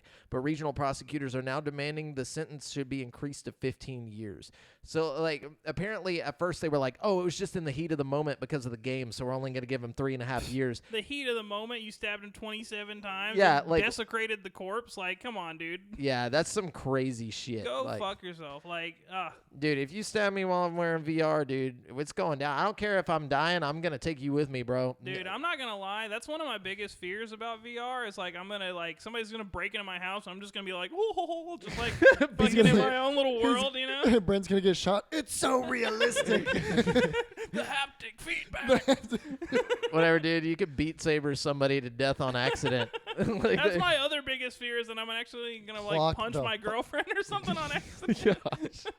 When my brother and cousin were over a couple weekends ago, my brother punched the shit out of my cousin in the face because he wasn't. Oh, no. He wasn't. Well, my cousin wasn't paying attention. Just walking past him, I think he was playing Beat Saber too, and just caught a mean, underhanded fist right to the face. Was your controller okay? Yeah, that's what I was like, Tate. I was like, hey, is my controller okay? That's my one thing I got to check every time. Yeah. I say, Brent, you pick one more, and then we'll call it on this because we got to get moving along. Yeah, that's fair. Moving. Let's see. Hang on, I don't want to do that. If I only got one more, I gotta pick a good one. Pick an interesting one. Either the PUBG or the swatting. That one right there is pretty crazy. This one? The one about the that one. Okay, that one's intense. Sure, that's the one we should do because I like the swatting one. That one's actually very video game focused. Do the SWAT one. Okay, yeah. Yeah, that one's very video game focused. Sorry, yeah, that's kind of interesting to me. So I remember this happening too. Yeah, me too. A feud between two Call of Duty players. It always is Call of Duty. led to the death of a 28-year-old Kansas man who was shot and killed by the police after a fraudulent 911 call sent a SWAT team to the man's private home. The news was first reported by a local newspaper, the Wichita Eagle, which cites numerous now-deleted tweets in which the Call of Duty players take responsibility for participating in or observing the intended prank, which came after an argument about an online wagered match reportedly worth just $1.50. One player allegedly provided a fake address to someone with a history of calling in fake threats. That person, later identified and arrested by the LAPD, proceeded to embroil the innocent stranger in the feud. According to independent cybersecurity journalist Brian Krebs, the move, known as swatting, involves a disgruntled internet user calling a fake threat of violence, typically a murder and a hostage situation, invented by the caller, and doing so anonymously by using software to mask their identity and location. That results in an excessive display of force from the police, who have no other information to go on and typically respond to such calls with an extraordinary amount of aggression. It's unclear whether an act of swatting has ever resulted in someone's death before, but numerous people in the past have been severely injured in such situations over online feuds that often do not involve the victim in any way whatsoever. SWAT teams also have a disturbing history of killing innocent people in their own homes, regardless of the source of the threat. The alleged perpetrator of the swatting attack, who went by Twitter handle capital SW, lowercase AU, capital T, Istic. I don't know, swastic. Before changing his handle and then deleting his account entirely, reportedly admitted to calling a false bomb threat against the Federal Communications Commission over the net neutrality decision. According to Krebs, police today identified the man as 25-year-old Los Angeles resident Tyler Barris. In this case, Wichita local Andrew Finch, whose family members say did not play video games and was a father of 2 young boys, answered his door only to face down a SWAT team level response. Allegedly, one officer immediately fired on Finch, who later died at a hospital. It's unclear why Finch, who is said to not have had a weapon with him, was fired on. The Wichita Eagle reports that the police department is under investigation on the issue, which occurred late Tuesday night. Yeah, if you gotta SWAT people, you're a piece of shit. Like, I'm just gonna say it. You're a piece of shit. Like, you should not be swatting people. I don't care how pissed you get. Like, you put the SWAT team members in danger. You put whoever it ends up being there in danger. Yeah. And that guy ended up getting 16 years in prison for that. The guy who shot the guy who called and to do the swatting. Should have been. It doesn't say it in the article, but that's because that article's from like right when it happened. But the update on that is that he did get 16 years. You know, and that's another thing. I feel like. What about the SWAT team guy who shot that dude? He's got to live with that. He's got to live with that. I mean, like, he messed up big time. You know, he probably lost his job. He killed an innocent person. He's like, I don't know, man. That's fucked up. You know, just all around fucked up. Yeah, just because you want to, like, play like you're some big badass, like, sitting behind your fucking keyboard, piece of shit. Anyways, I hope he's having a fun time in prison. Just like most of these people that we talked about today, other than the dead ones, other than the dead ones that just like died from weed poisoning and stuff. But anyway, so that's it for the topic of the show. I'm sorry if we didn't handle that as as I don't know what the term for it is. Sensitively as most people would. It's kind of hard to do whenever we're like a podcast with 3 dudes just chilling and like hanging out. But we we're not trying to be disrespectful in any way. Or make light of the situation. Or make light. Yeah. It's like, it's just, we're just bringing the news. But anyway, so the people's champ. That's where we got to go now, guys. And I believe we have one super hardcore champ. A shoe-in, if you will. Hang on, let's see. Yeah, Make sure we haven't got any extras. Oh. Okay, we got 3 questions from the same champ. So the champ is definitely going to be Aaron Jones, okay? But which question is the champion question? Hang on, let me find out. so confused as what I'm okay. looking at right now. I'm going to go with the first one. Aaron says, what games would have drawn you in more if the narrative was told better? Or what games with a great story but with terrible gameplay could have been executed better? The Medium could have been a lot better. I have a feeling that that's where that question stems from, is his distaste. I don't know for a fact, Aaron, that you didn't like The Medium, but I just got this weird feeling that you might have thought it was shit. Yeah, the Medium was really, really bad. And I think it could have been really, really, really good. Yeah. The other thing is, like, just to throw more shit on The Medium, the puzzles were so whack. The puzzles were just, like, trash, dude.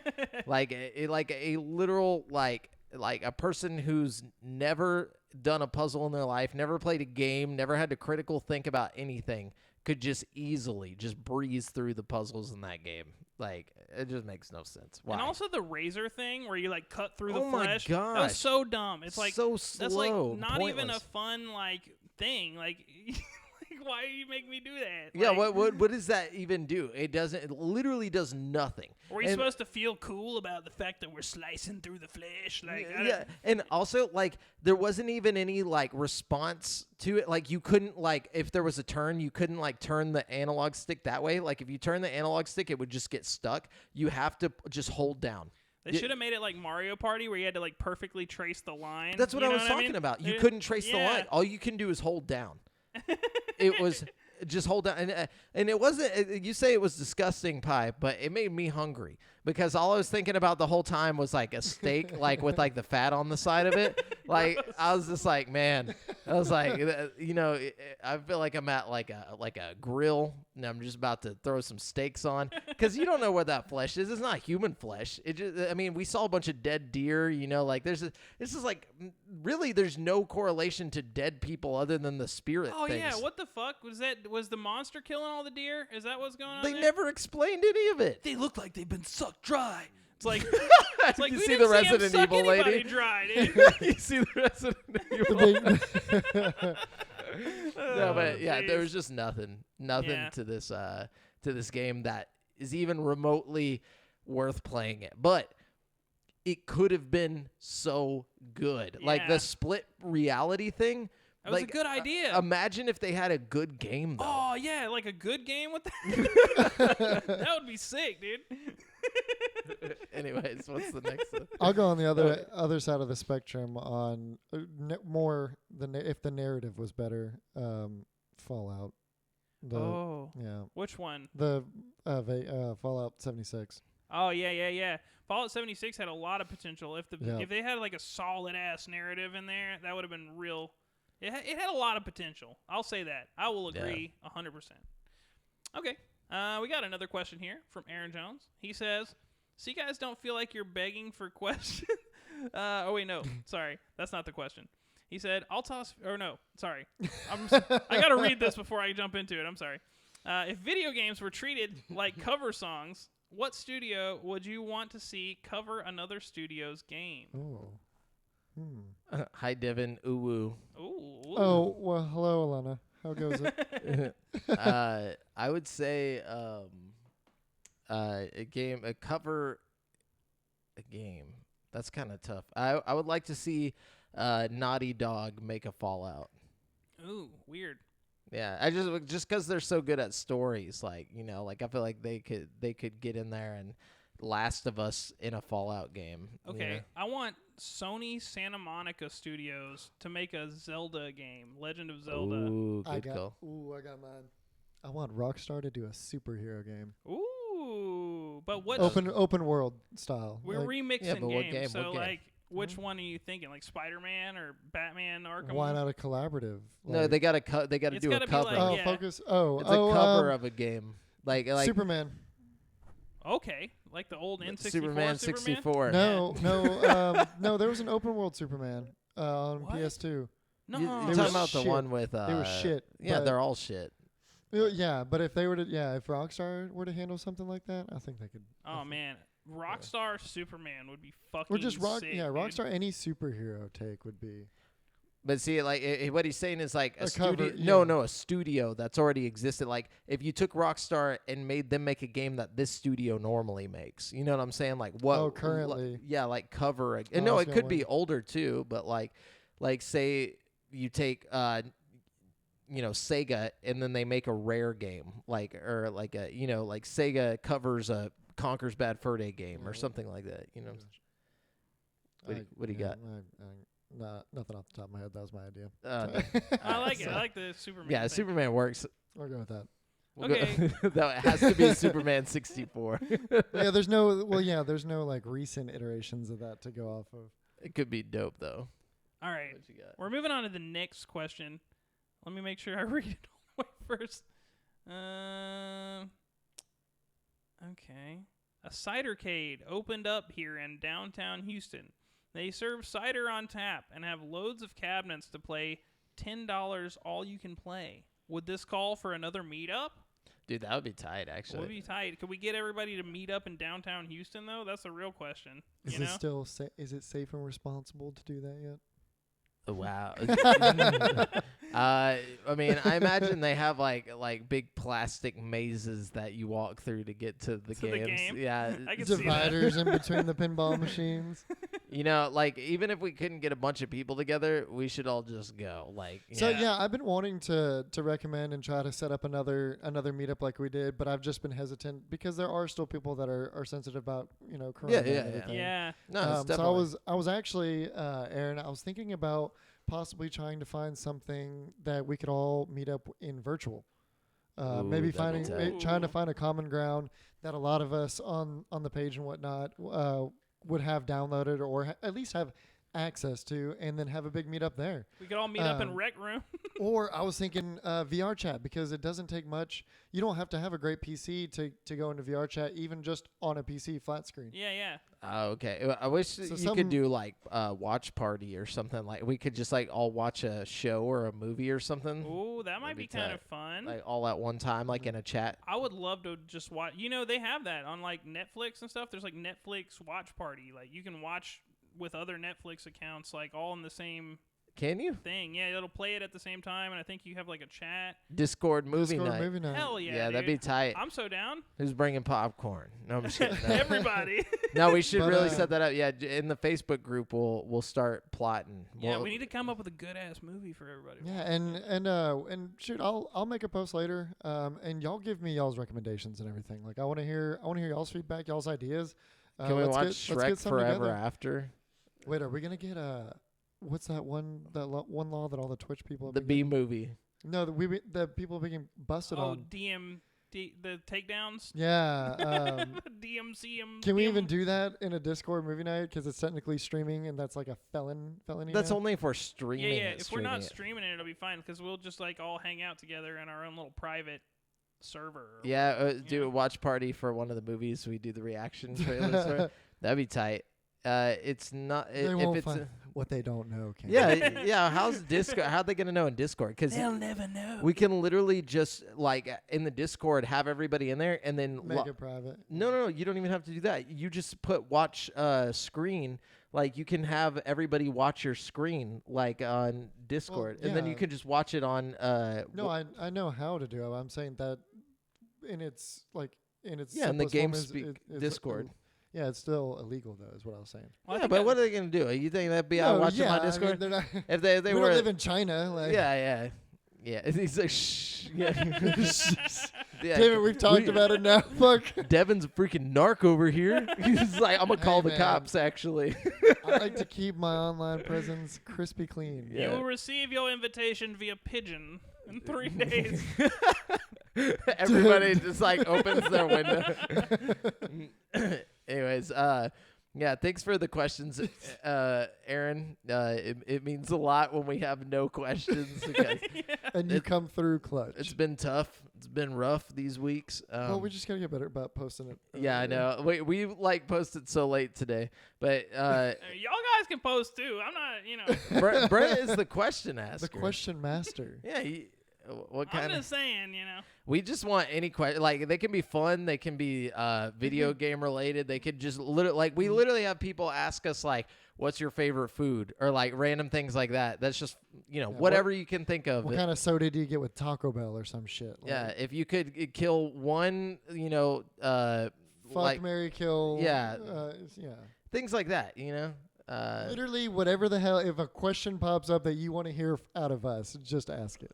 Yeah, who's the best, and then we'll have to answer that, and it's and always gonna fight be, about it. It's always gonna be Farley, no, my dog. But anyways, so Brent, let's round out the show. Okay, this week we're calling it Brent's Fun Facts with a Z. Oh, okay, wow, dude, that's super fun. That's creative. I like that, right? So Brent's gonna ask us, or give us a fact, but in question form, so we can try and guess what the fact is. I need to start thinking of the question form of these the day before. Yeah. Let's see.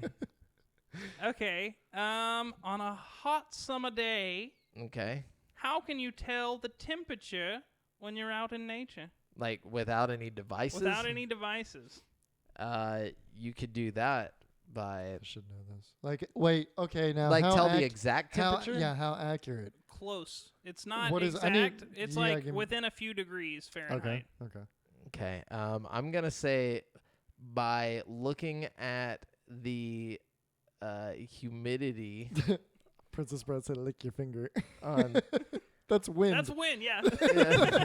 I say by looking at like if there's any water droplets on shit. I don't know. Okay. Can I tell you? I don't know. Wait, hold on. Devin didn't even get to go. go. Whoa. Okay. Sorry, I'm excited. I'm gonna think of some off the wall shit. Watch Devin just get it right off the jump. I would be amazed if one of you guys just guessed this. I'm gonna go with maybe some kind of wilting implant. Can I give you guys a clue? Yeah, give us a clue. All right. It has to do with animals. Oh, okay.